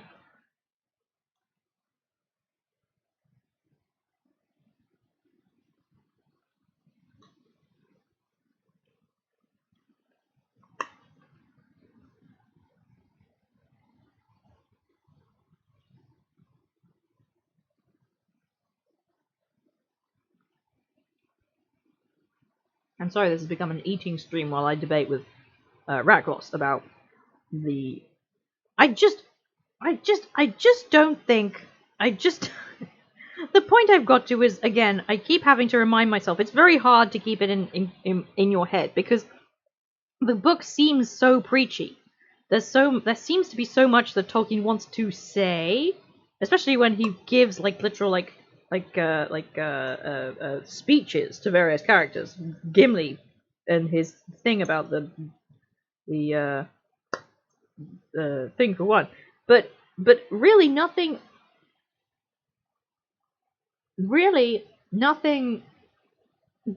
is being said in these books.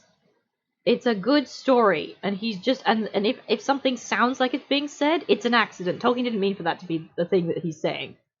Forget about it. That the best answer I can come up with for how this whole world does its twists, weird twists and turns.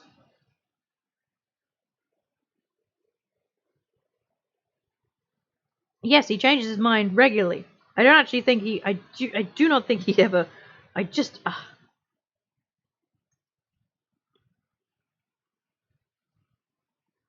The man is agonizing. Agonizing man.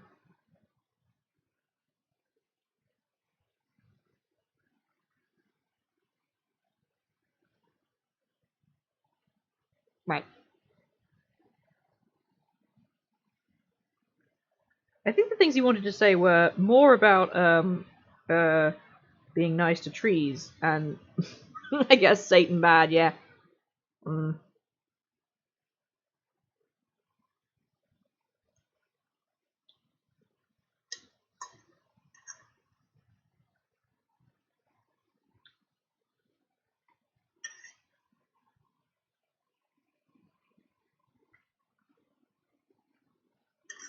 I do think he wanted to push a kind of ecological agenda.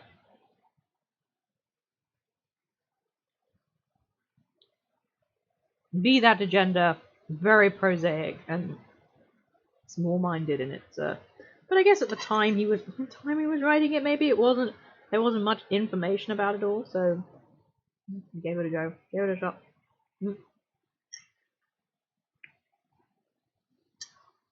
Anyway, food eaten. Let's see if we can get to the Forbidden Pool. It's quite a few pages yet, so it might actually not happen. But let's keep going.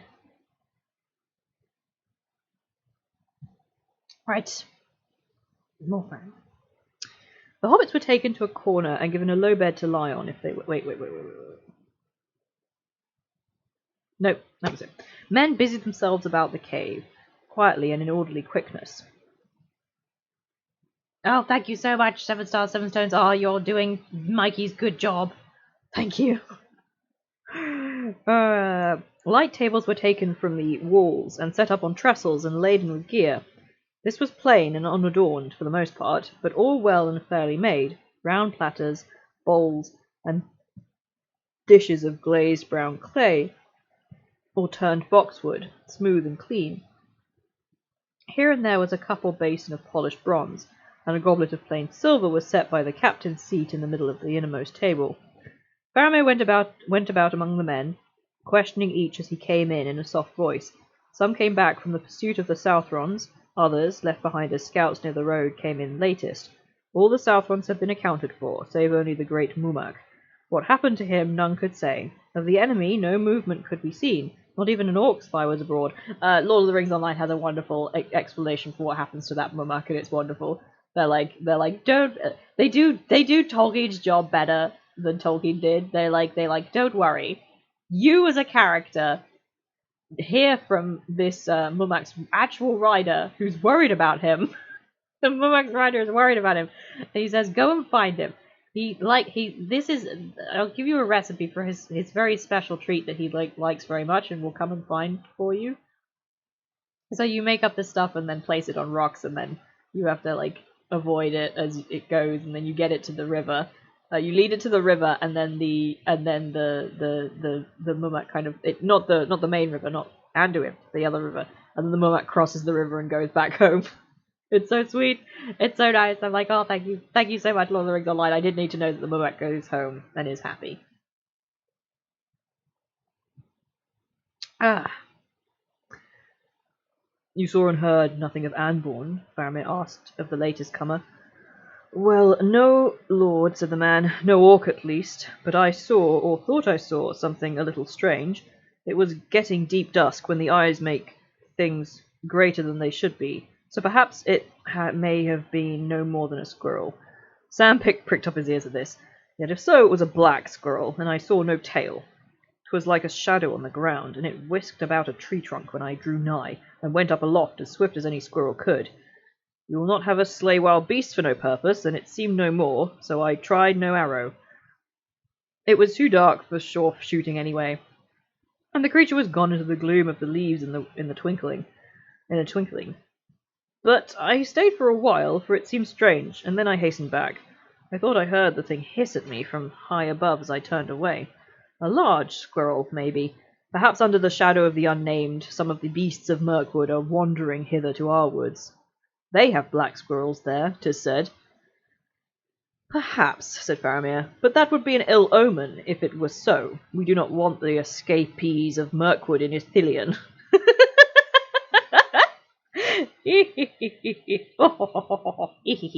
That's actually quite funny. Sam fancied that he gave a swift glance towards the hobbits as he spoke, but Sam said nothing.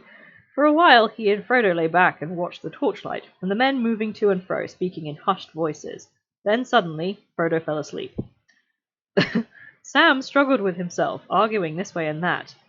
He may be all right, he thought, and then he may not. Their speech may hide a foul heart. He yawned. I could sleep for a week, and I'd be better for it. And what can I do if I do keep awake? Me all alone, and all these great men about? Nothing, Samwise Gamgee, but you've got to keep awake all the same. And somehow he managed it. The light faded from the cave door, and the grey veil of falling water grew dim, and was lost in gathering shadow. Always the sound of water went on, never changing its note, morning or evening or night. It murmured and whispered of sleep. Sam stuck his knuckles in his eyes. Oof! Now more torches were being lit. A cask of wine was broached, storage barrels were being opened, men were fetching water from the fall, some were laving their hands in basins. A wide copper bowl and a white cloth were brought to Faramir, and he washed. Wake our guests, he said, and take them water. It is time to eat. Frodo sat up and yawned and stretched. Sam, not used to being waited on, looked with some surprise at the tall man who bowed, holding a basin of water before him.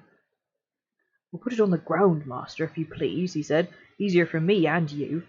To the astonishment and amusement of the men, he plunged his head into the cold water and splashed his neck and ears.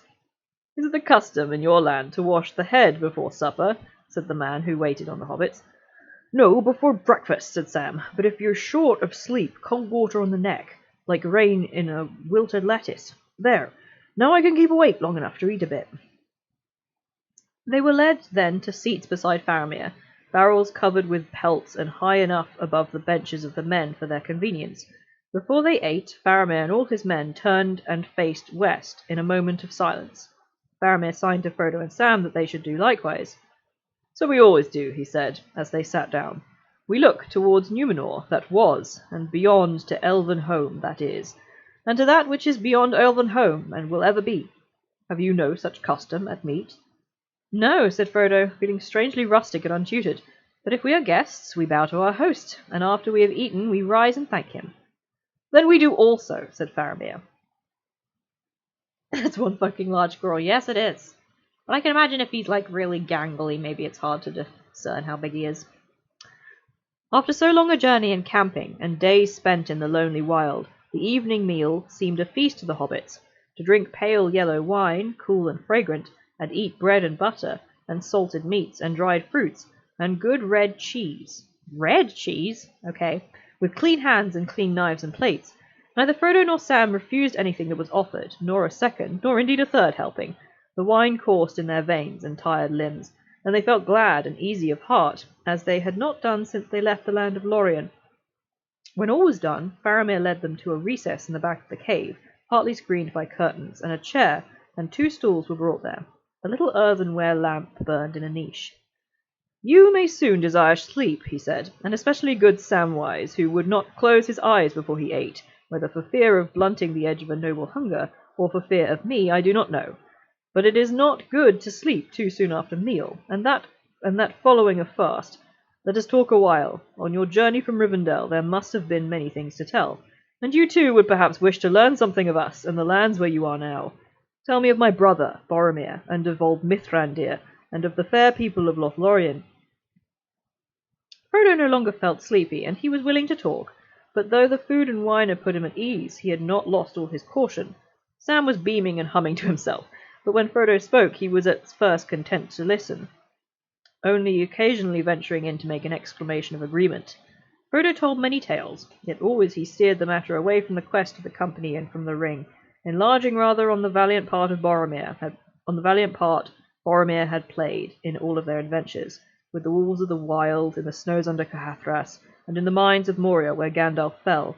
Faramir was most moved by the story of the flight on the bridge. "It must have irked Boromir to run from orcs," he said, "or even from the fell thing you name, the Balrog, even though he was last to leave." "He was the last," said Frodo, "but Aragorn was forced to lead us. He alone knew the way after Gandalf's fall. But had there not been us lesser folk to care for, I do not think that either he or Boromir would have fled." "Maybe it would have been better had Boromir fallen there with Mithrandir," said Faramir, "and had not gone on to the fate that awaited above the fall of Rauros." "Maybe.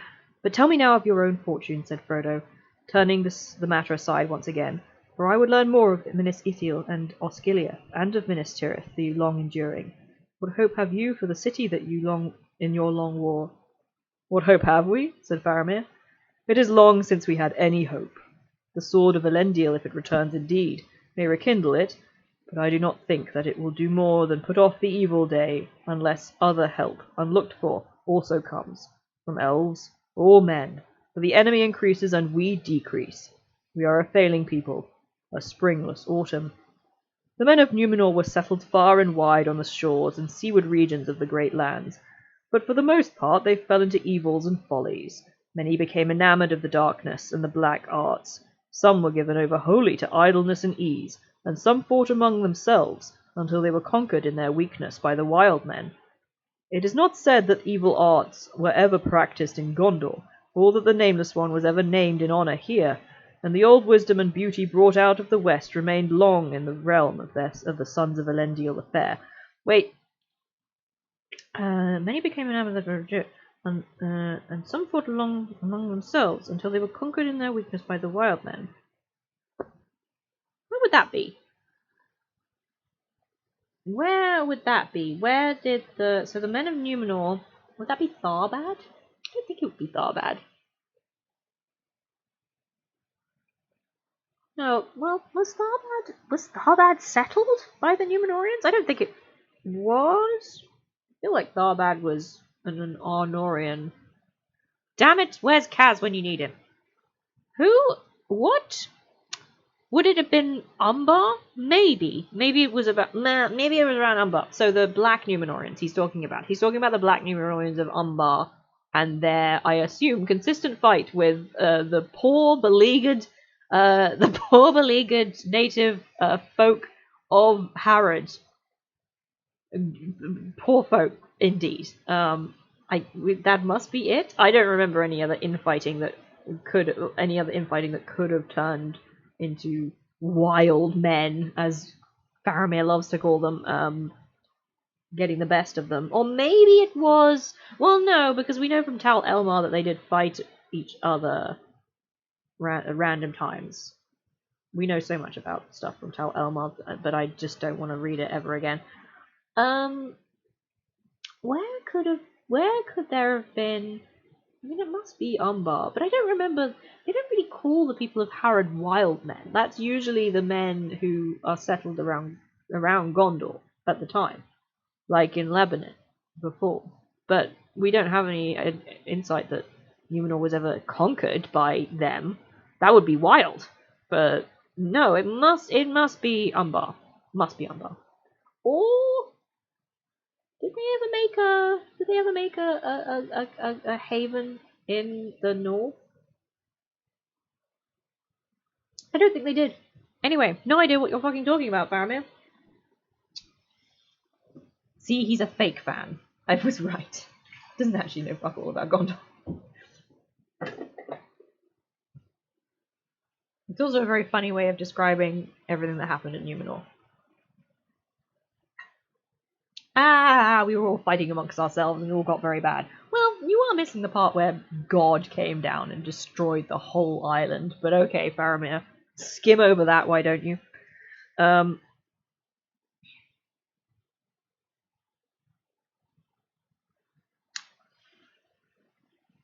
Yes, it's not said, blah blah.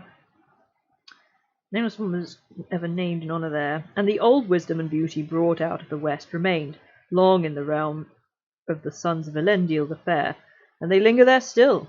Yet even so, it was Gondor that brought out its own decay, falling by degrees into dotage, and thinking that the enemy was asleep, who was only banished, not destroyed. Death was ever present, because the Numenorians still, as they had in their old kingdom, and so lost it, hungered after endless life unchanging. What? Faramir.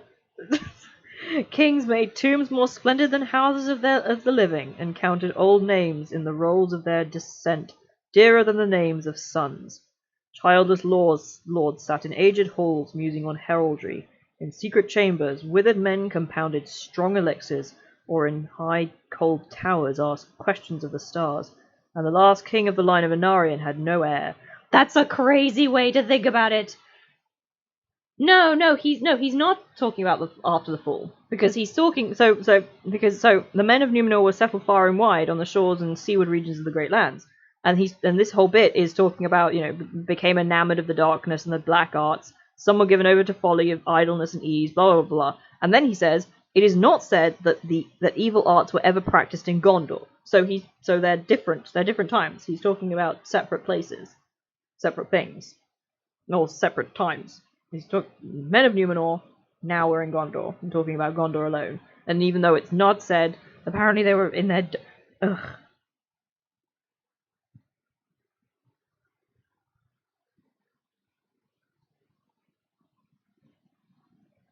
This is very confusing, though.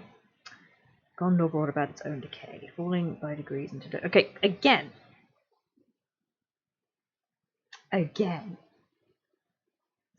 What is happening here? Oh, you... Oh, okay.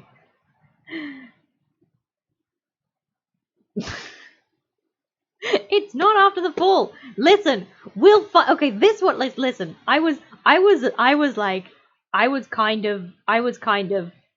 Listen, I'm going to confess something.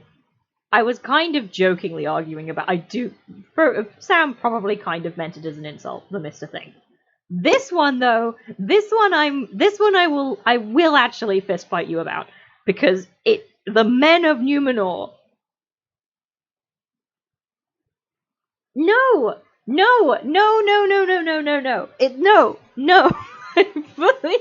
Listen. The men of Numenor were settled far and wide on the shores and seaward regions of the Great Lands. Which is true. They were settled on various lands of Middle-earth, and lots of shit happened there. And then many became enamored of the darkness and the black arts. No. Many became enamored of the darkness and the black arts. That happens before the fall. That happens before the fall. Ragos. That happens before the fall, and then they get lost to that darkness, and then they were conquered in their weakness by the wild men. I mean, that is actually true sometimes in some places. I don't know why it's called wild men, but this is about Numenor. And then it is not said that evil arts were ever practiced in Gondor. Yes, I'm fine. I will. Fine. Okay. Eat me if you will. He's talking about Gondor. I swear to God. No. He's talking about. It is not said that the evil arts were ever practiced in Gondor, or that the Nameless One was ever named in honor there. You don't have a coherent. Okay, never mind. We're not fighting about this. We're not fighting about this. I'm gonna fight Faramir though, because this is crazy.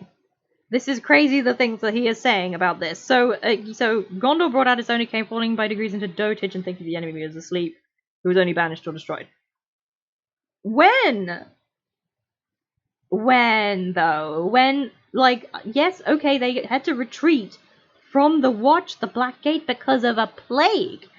You don't mention the plague, Faramir. I know it's hard, but it's... No! No, it's not. It's not because where else? Because what? So you mean that he's just talking about Umbar? That's the only place he's talking about, other than like then why doesn't he mention Arnor? If he's talking about other places, why doesn't he mention Arnor at all? If he's talking about places that didn't fall to evil, why not mention Arnor? Because if he's making it out like everywhere else fell to evil, then he's making it out like Arnor fell to evil. So it has to, because why would he talk about Umbar otherwise? Why would he talk? Why would I can't with you. I can't with you anymore. I can't. I can't with Faramir either.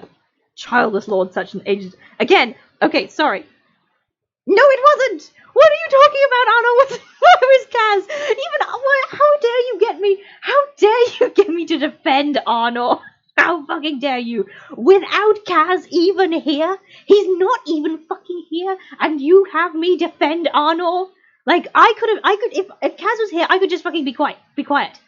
I could just be absolutely silent here, and Kaz would come to his defense. But no. I have to now sit here and defend Arnor and say it was not filled with evil wizards, which it wasn't. It may have been filled with idiots and power-hungry folk, but not evil wizards. Unless it was Gandalf. Gandalf might have been there at one. No, he can't have been because he was only around for 1,000 years. So Arnor was already destroyed. No. No. Then why is Faramir so happy for Aragorn to arrive when he comes from the land of evil wizards? No. You be quiet. I will not have this mutiny in my chat any longer. I want to argue with Faramir, who at this point is talking about childless lords sat in aged halls musing on heraldry, when he's talking about Aena, as if Aena is just like some dotage lord who completely childless. No, that's a crazy way to talk about him. That's a crazy way to talk about Aena, the literal warrior king who died childless. So this is the thing. This is also this. Okay, here. Listen, Faramir is homophobic.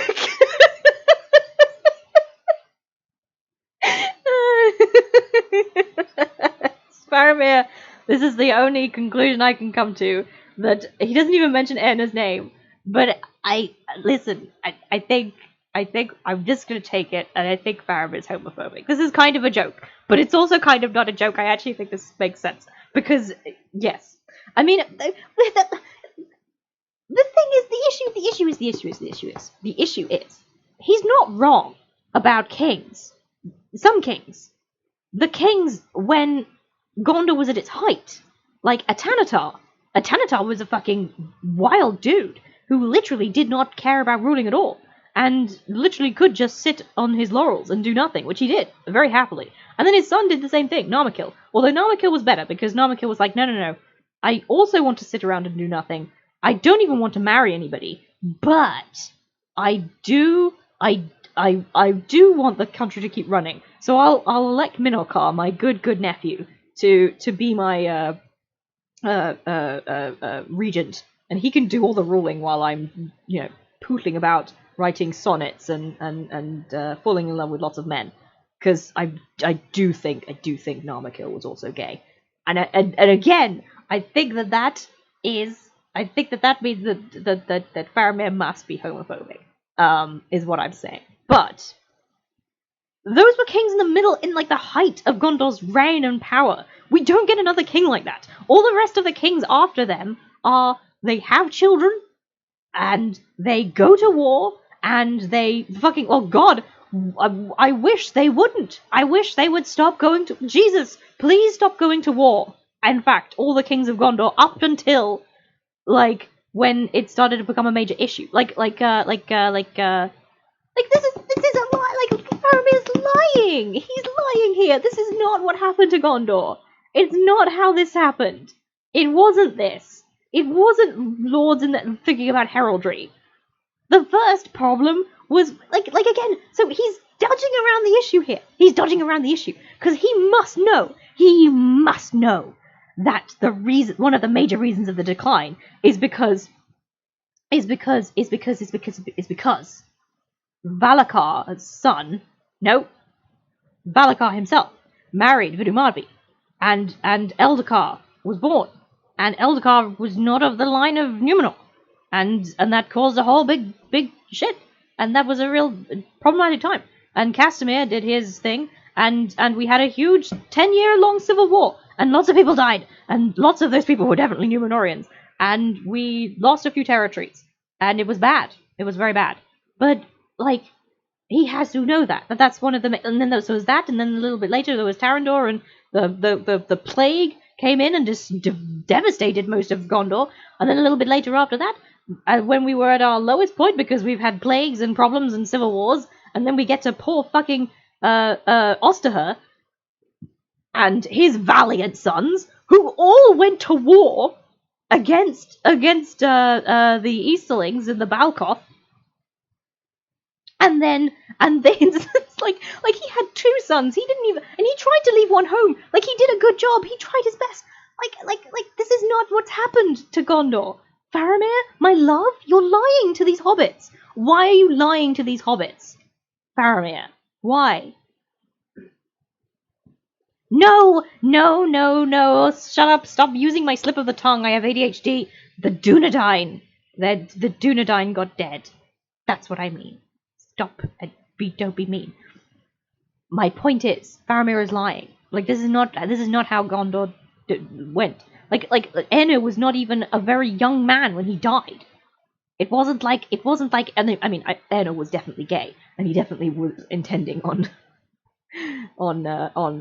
having some other way of dealing with this. But to say that the reason that, like, the way that Faramir makes it out, it's like Erna, like, died in his 130th year, completely childless, and with no plan for the country. But on his deathbed, he died of old age, calmly. Like, how can you condense down all of Gondor's history, which I apparently know better than Faramir, from, okay, well, the Erna was a king, and he did a lot of warring, and he went to war against the Witch King in Arnor, and then he came back, and there was a whole big thing, and then the Witch King came and challenged him once, and Mardil was like, no, don't, and Erna was like, alright, this one time I won't, and then the Witch King came back and challenged him again, and then that time Erna was like, no, this time I have to go and fight him, and then he did, and he just ran off and fought him. That is not a dotage, fucking leave it all to chance. That wasn't it. Reckless, okay. Alright, Reckless, listen. Erna was not the cleverest. I agree. Erna, not the cleverest. It wasn't about trying to live longer. In fact, Erna actively tried to make his life as short as possible. Why is Faramir lying to these hobbits? And in fact, I think, like, had Tolkien even written the history of Gondor by then? By now? I don't think so. Listen, Faramir's still lying here. He's still completely misrepresenting what happened. Sorry for that tick. I accidentally hit my water against my microphone. We're gonna keep going. How many more pages do we have? So many. So many.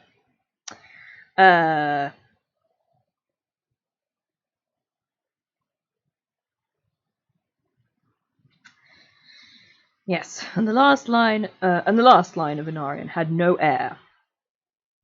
But the stewards were wiser and more fortunate. Wiser, for they recruited the strength of our people from the sturdy folk of the sea-coast, and from the hardy mountaineers of Ered Nimre. Is that Nimrace or Nimre? I think it's Nimrace. And they made a truce with the proud peoples of the north, who often had assailed us, fierce men of valour, but our kin from far off, unlike the wild Easterlings or the cruel Haradrim. Again, odd, I don't remember any time the Northmen attacked Gondor. I don't remember. Like, I don't remember when. Like, when did the Northmen ever attack Gondor? I guess maybe they did, but it was just wasn't worth mentioning. Perhaps just wasn't worth mentioning in the annals. It could have been like they were never enemies with the Northmen. I like this bit though because it's the recruiting of the hardy mountaineers of Ered Nimrace and all of that. It's quite so the sturdy folk. So again, like, what is he talking about? What Faramir, my love, my dear one. What are your politics? Please tell me. What are your politics? What are you talking about? Okay, so the stewards were more wise. All right. Okay. Then why are you trying to be a king, babe? Babe, my love. My dearest love. Why are you trying to be a king at this point? Your politics make no sense. You're a mess. You're a mess, Faramir. Please, just pick a side. Just pick something. Anyway. So it came to pass in the days of Cirion the 12th steward, and my father is the 6th and 20th, that they rode to our aid, and at the great field of Celebrant they destroyed our enemies that had seized our northern provinces. These are the Rohirrim, as we name them, masters of horses, and we ceded to them the fields of Calenarthon, that are since called Rohan. For that province had long been sparsely peopled, and they became our allies, and have ever proved true to us, aiding us at need, and guarding our northern marches in the gap of Rohan. Of our law and manners they have learned what they would, and their lords speak our speech at need, yet for the most part they hold by the ways of their own fathers, and to their own memories, and they speak amongst themselves their own north tongue. And we love them, tall men and fair women, valiant both alike, golden-haired, bright-eyed, and strong. They remind us of the youth of men, as they were in the elder days. Indeed, it is said of by our lawmasters that they have from of old this affinity with us, that they are come from those same 3 houses of men, as were the Númenóreans in their beginning, not from Hador the golden-haired, the elf-friend maybe, yet from such of his sons and people as went not over the sea into the west, refusing the call. For so we reckon men in our law, calling them the high, or men of the west, which were Númenóreans, and the middle peoples, men of the twilight, such as the Rohirrim, and their kin that dwell still far in the north, and the wild, the men of darkness. Yet now, if the Rohirrim are grown in some ways more like us, enhanced in arts and gentleness, we too have become more like to them, and can scarce claim any longer the title of high. We are become middle men of the twilight, but with memory of other things. For as the Rohirrim do, we now love war and valour as things good in themselves, both a sport and an end. And though we still hold that a warrior should have more skills and knowledge than only the craft of weapons and slaying, we esteem a warrior none the less above men of other crafts. Such is the need of our days. So even was my brother, Boromir, a man of prowess, and for that he was accounted the best man in Gondor. And very valiant indeed he was, no heir of Minas Tirith, has for long years been so hardy in toil, So onward in battle, or blown a mightier note on the great horn. Faramir sighed and fell silent for a while. I think we've just, again, I think Faramir's just shown his whole arse here, hasn't he, really? Like, that's the whole, like, this is the whole point. He's saying, he doesn't want to do this. Faramir wanted to do this, he doesn't. And he's irritated that he has to be a warring man. And I'm sorry, Faramir. He's irritated he has to be a warring man in order to be accounted noble in this time of dreadful war when we're all about to die. And I'm sorry, Faramir, I'm sorry about that. And maybe you have a point. Maybe if somebody is unwilling to fight a war, even if it's for the end of the world, maybe they shouldn't be made to. It's not as clear-cut as you make it seem, my love, my boy. You even admit it. We're at the end. We're fighting a war that has to be won. And you are looking back to a time that does not exist. It doesn't exist. You like what is it talking like the only time you're talking about when Gondor was, didn't have to worry about soldiers and had was a time when you were still warring. It's just it wasn't so much of an issue. You still managed to defeat vast swaths of people. When has Gondor not been warring? It was so long ago that you don't even remember that well.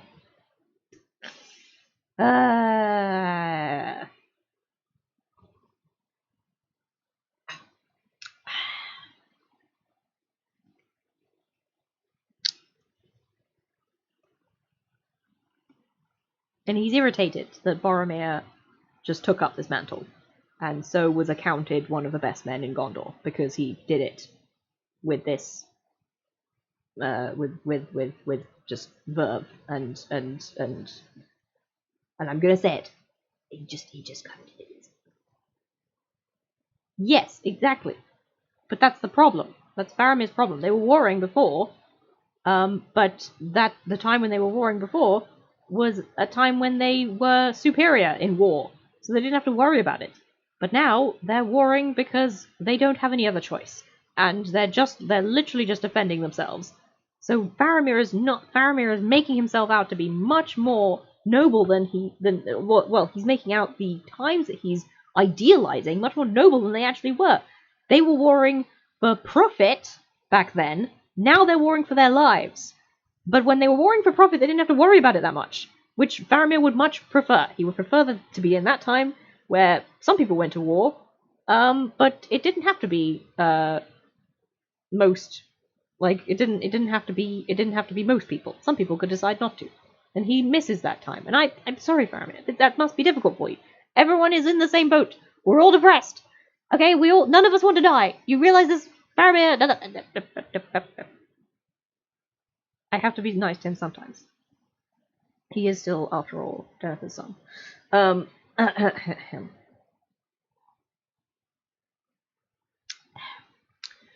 You don't say much in all your tales about the elves, sir, said Sam, suddenly plucking up the courage.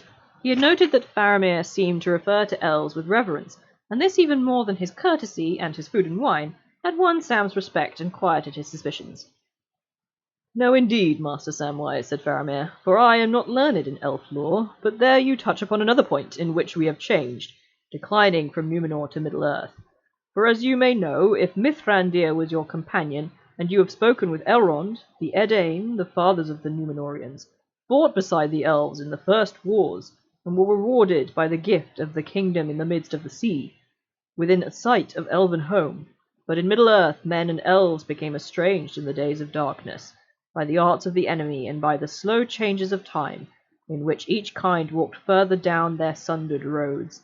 Men now fear and misdoubt the elves, and yet know little of them, and we of Gondor grow like other men, like the men of Rohan, for even they, who are foes of the Dark Lord, shun the elves, and speak of the Golden Wood with dread.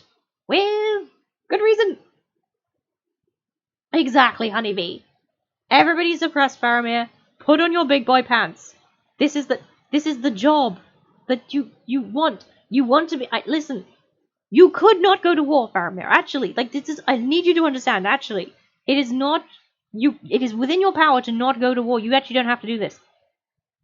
But it's not within your power to both not go to war and also be considered noble and just and one of the best men of Gondor. That is no, because this is the situation you're in. It's about self-sacrifice, my love. That's the whole point. It's the whole...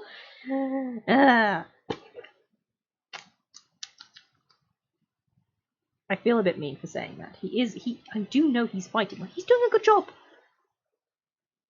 It is what he wants. I know. He is doing a good job. I feel mean. Faramir is doing a great job. He could be a good... He is a good captain. He is good, and he does self-sacrifice. Well, yes, he can. He could just go and do that. If he could. It's just that it wouldn't make him the best man of Gondor. And I'm sorry. I'm sorry about that. I am. I'm sorry this hurts him. And I'm sorry he feels about this. He feels bad about this. I am sorry. But also I'm not. And he needs to grow up. I still feel mean. Faramir does a good job. He does... Technically, he is very self-sacrificial. Like Faramir really is... He really doesn't want to be here. And it shows. It shows so much. And he makes sure everyone knows. He does not want to be here doing this. But he still does. Because he wants to still be lauded. Which he is. And he's still gentle. And he's still all of those things. I get it. He's doing a good job. He is. He is. I just wish he could do this with... he just annoys me. Like me specifically. Like really and he's also very racist. But and homophobic, as we've just discovered. I kind of talked myself into thinking a little bit better for Faramir in a more human way, because even if he irritates me very much, anyway, we're gonna keep going. We're going to keep going.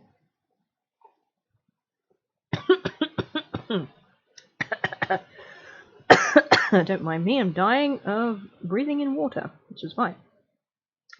Fought beside the elves in the first wars. Came estranged, wood with dread. Yet there are among us still some who have dealings with the elves when they may, and ever and anon one will go in secret to Lorien, seldom to return. Not I, for I deem it perilous now for mortal man wilfully to seek out the elder people, yet I envy you that have spoken with the White Lady. Okay, Faramir, but alright, it's bad that we don't talk to the elves anymore, but also it's dangerous to talk to elves. Like, what, how do you, please, Faramir, please? Pick a hill. I beg you to pick a hill that is clearly defined for me to understand you better. Anyway.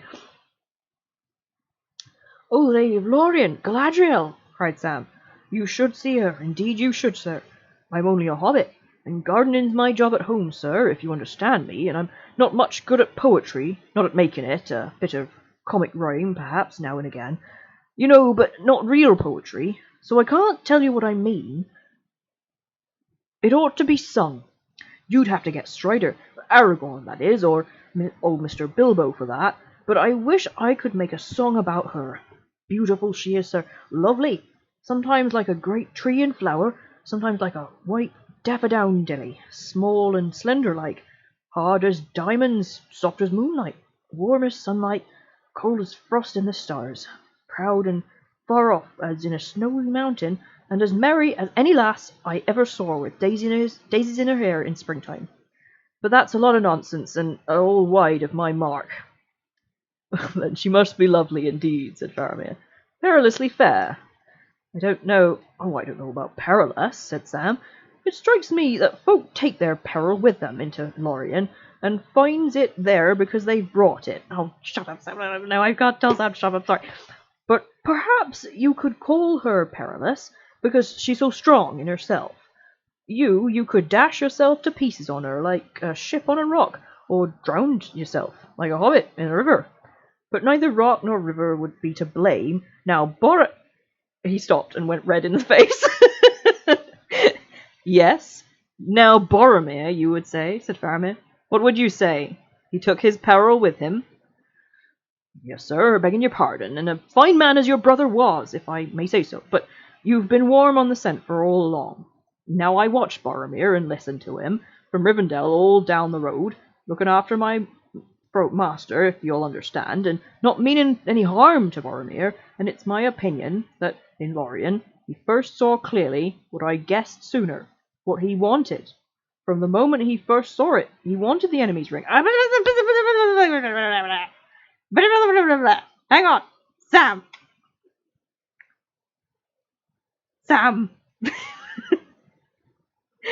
So in Lorien, he first saw clearly what he wanted. No, Sam. You can't say this. If even as though talking himself knows, he's talking himself into. He figured it out. He thought about it in Lorien. It was in Lorien, so I have kind of got Sam saying both. He's both agreeing with me and agreeing against me, which is interesting as a position to be in. But I'll take it as I can. Yes, get some sleep also, baby, my love, because the next thing that happens is Frodo goes, Sam! Cried Frodo aghast. He had fallen deep into his own thoughts for a while, and came out of them suddenly and too late. Oh, save me, said Sam, turning white, and then flushing scarlet. Oh, there I go again. Whenever you open your big mouth, you put your foot in it, said the gaffer used to say to me. I'm right enough. Oh, dear, oh, dear. Now look here, sir, he turned, facing up to Faramir with all the courage that he could muster. Don't you go taking advantage of my master, because his servant's no better than a fool. You've spoken very handsome all along, put me off my guard, talking about elves and all, but handsome is as handsome does, we say. Now there's a chance to show your quality. So it seems, said Faramir, slowly and very softly, with a strange smile. So that is the answer to all the riddles. The one ring that was thought to have perished from the world, and Boromir tried to take it by force. You escaped, and ran all the way here, to me. And here in the wild I have you, 2 halflings and a host of men at my call, and the ring of rings. A pretty stroke of fortune, a chance for Faramir, captain of Gondor, to show his quality. Ha! He stood up, very tall and stern, his grey eyes glinting. Frodo and Sam sprang from their stools and set themselves side by side with their backs to the wall, fumbling for their sword hilts. There was silence. All the men in the cave stopped talking and looked towards them in wonder. But Faramir sat down again in his chair and began to laugh quietly, and then suddenly became grave again. Faramir, that was... you could have not done that. They're very stressed. They're very small. You didn't have to. You didn't have to. You could have just been like... You could have just reassured him. I swear to God, Faramir, you just... tone it down. You need to take it down like 5 notches. It's too much. It's too much. Alas for Boromir, it was too sore a trial, he says. How you have increased my sorrow, you 2 strange wanderers from a far country, bearing the peril of men. But you are less judges of men than I am of halflings. We are truth speakers, we men of Gondor. We boast seldom and then perform, or die in the attempt. Not if I found it on the highway would I take it, I said, even if I were such a man as to desire this thing, and even though I knew not clearly what this thing was when I spoke, still I should take those words as a vow, and be held by them. Faramir! You boast seldom? Never mind, I can't even get into it. I can't even get into it. But I am not such a man, or I am wise enough to know that there are some perils from which a man must flee. Sit at peace, and be comforted, Samwise, if you seem to have stumbled. Think that it was fated to be so. Your heart is shrewd as well as faithful, and saw clearer than your eyes. For strange though it may seem, it was safe to declare this to me. It may even help the master that you love. It shall turn to his good if it is in my power. So be comforted, but do not name this thing aloud ever again. Once is enough. The hobbits came back to their seats and sat very quiet. Men turned back to their drink and their talk, perceiving that their captain had had some jest or other with the little guests, and that it was over. Well, Frodo, now at last we understand one another, said Faramir. If you took this thing on yourself, unwilling, at others' asking, then you have pity and honour from me, and I marvel at you, to keep it hid and not use it. You are a new people and a new world to me. Are all your kin of like sort? Your land must be a realm of peace and content, and there must gardeners be in high honour. Well, not all is well there, said Frodo, but certainly gardeners are honoured. But folk must grow weary there, even in their gardens, as do all things under the sun of this world, and you are far from home and wayworn. No more tonight. Sleep both of you in peace if you can. Fear not, I do not wish to see it, or touch it, or know more of it than I know, which is enough, lest peril perchance waylay me, and I fall lower in the test than Frodo son of Drogo. Go now to rest, but first tell me only, if you will, whither you wish to go, and what to do. For I must watch and wait, and think. Time passes. In the morning we must each go swiftly on the ways appointed to us. Frodo had felt himself trembling as the first shock of fear passed. Jesus. Cute is not a word I would use. I just, like, it would be if he hadn't spooked them not seconds ago. But it's something, certainly. It's something, I mean, I don't know. I can't see the things that Faramir does and think that they are anything other than him playing this role in this part that he's very happy about. I can't see it. Anyway. Frodo had felt himself trembling as the first shock of fear passed. Now a great weariness came down on him like a cloud. He could dissemble and resist no longer. I was going to find a way into Mordor, he said faintly. I was going to Gorgoroth. I must find the Mountain of Fire and cast the thing into the Gulf of Doom. Gandalf says so. I do not think I shall ever get there. Faramir stared at him for a moment in grave astonishment. Then suddenly he caught him as he swayed, and lifting him gently, carried him to the bed and laid him there, and covered him warmly. At once he fell into a deep sleep. Okay, that was cute. All right, I admit. I give over. 7 stars, 7 stones. You were right. That was cute. Another bed was set beside him for his servant. Sam hesitated for a moment, then bowing very low. "Good night, Captain, my lord," he said. "You took the chance, sir." "Did I so?" said Faramir. "Yes, sir. You showed your quality, the very, very highest." Faramir smiled. "A pert servant, Master Samwise, but nay, the praise of the praiseworthy is above all rewards. Yet there was naught in this to praise. I had no lure or desire to do other than I have done." "Ah, well, sir," said Sam, "you said my master had an elvish air, and that was good and true. But I can say this, you have an air too, sir, that reminds me of Gandalf, of wizards." "Maybe," said Faramir. "Maybe you discern from far away the air of Numenor. Good night." Again, Faramir admits it. He didn't want it. Of course he didn't want it. Doesn't, because the point is that Faramir does not want. No,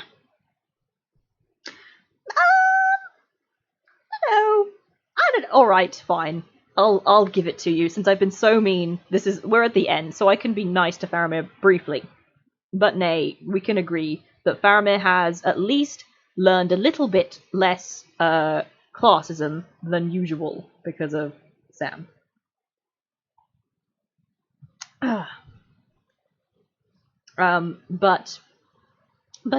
so Faramir here, yes, that's true. Okay, we have hope he can grow. I suppose that means that I can look at this and think about it and decide that maybe Faramir does grow out of his racism, at least towards the Rohirrim as well. One hopes, because I still have to deal with the fact that he marries Éowyn, and I want her to be happy even if I can't even begin to think how that occurs. Anyway.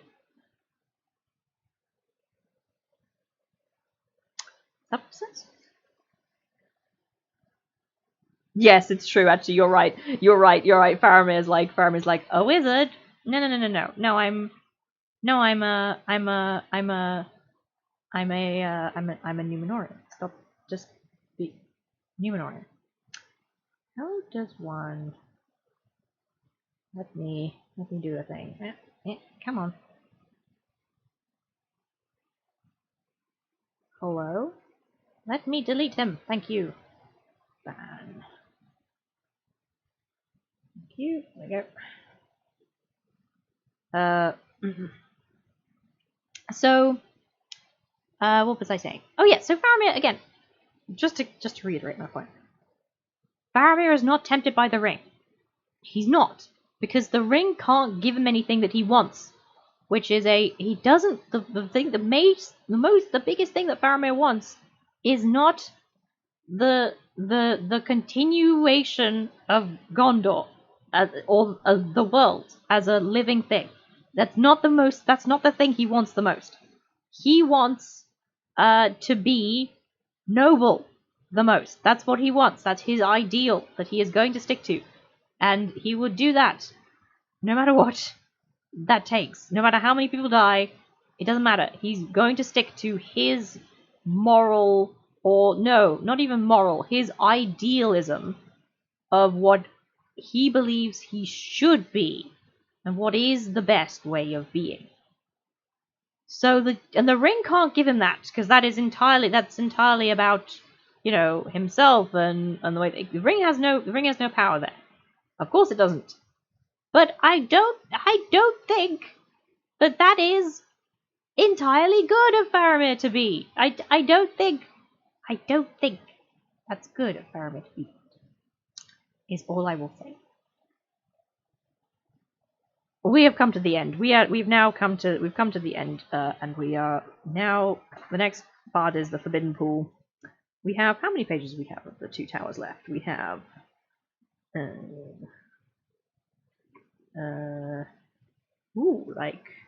like just about 60 pages to go before the end of the book. So probably about 2 more streams. That's about it. We've got 2 more streams, and yeah, we haven't finished with Faramir. We still have a whole bit of Faramir to go. he just won't stop. We just can't get rid of him. The next 10 pages are still with Faramir. Oh wait, no, more Faramir. Still with Faramir.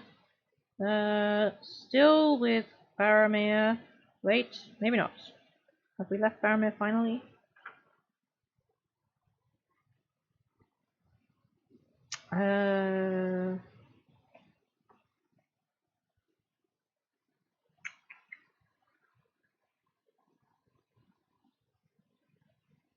Yes, we've got about 10 pages to go before the end of Faramir. And yes, so we've got about 60 pages to go before the end of this book, and then we're getting to the Return of the King, and then we have the appendices, which I have promised to read, and I do intend to. I do intend to read the whole of the appendices. Not the fucking timelines though. Just the bits that are actually book parts. The book parts of it. And then I'm going to reread the Concerning Hobbits, because that is still missing.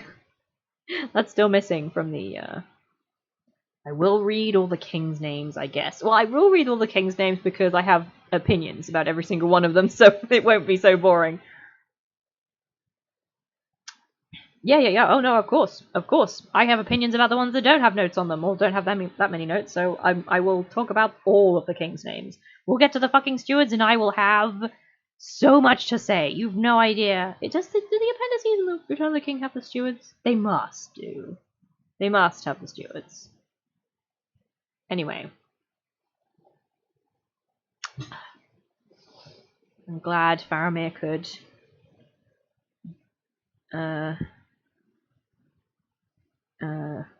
gaslight girl boss his way through that one.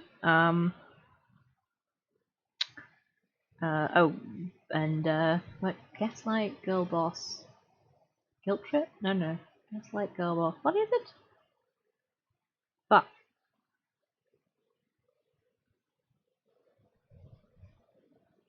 It's not guilt trip. It's gaslight, girl boss, something. God damn it. One of you help me, please. What is it? What's the meme?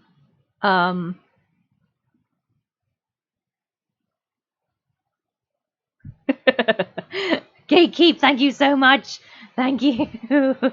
Yes, I'm glad Faramir could gaslight Girlboss gatekeep his way through that one. And guilt trip actually, also true. Hello, Menzies, good to see you in here. Yes. So.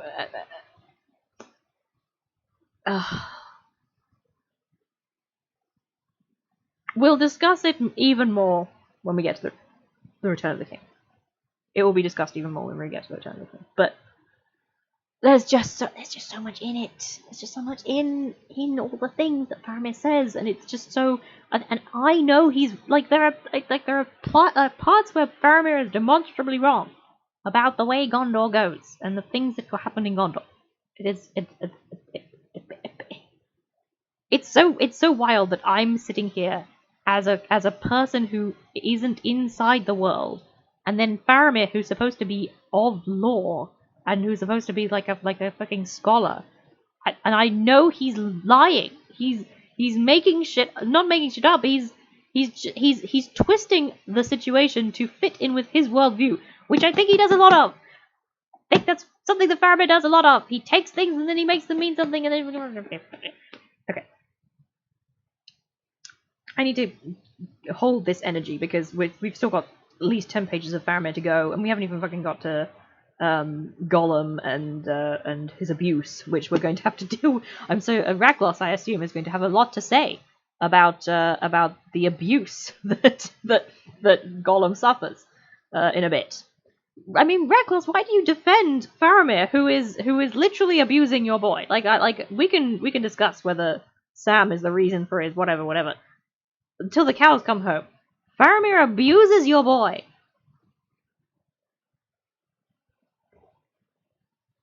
Unless that is a film fabrication. I don't know. I haven't read this in so long. Oh God, this is terrifying. I might have just said some fucking. If you read the letter, I'm so sorry. You're gonna need to repost it for me, if you could, and I will read the letter. I promise. But okay, 3 clips this stream. That seems fair. I was shouting a lot. So we come to the end once again. Thank you all so much for watching, and listening in, and I'll get both the, because we now have 2 videos. Technically, I'll put both of them in the playlist once they're exported. And yes, and also yes, I do think I will try, even if maybe it's a shorter one. I think I will try doing a stream earlier in the day on Wednesday. So it will probably be about 4 that I'll do that. About 4 British Standard Time. I don't know what time that will be for anybody in America, but I don't think any of you are American in this chat at the moment, unless Menzies is. Is it mostly a movie thing? Hang on. I would hate that.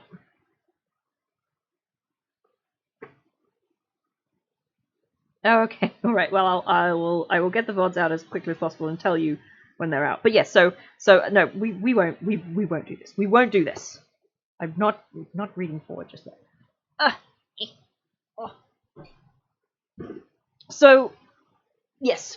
So we will, from now on, we will probably do a Wednesday one at about 4 BST time, and we will continue with the Friday one, because somehow my voice is hanging in there through Clone Wars as well, even though that was a lot this day.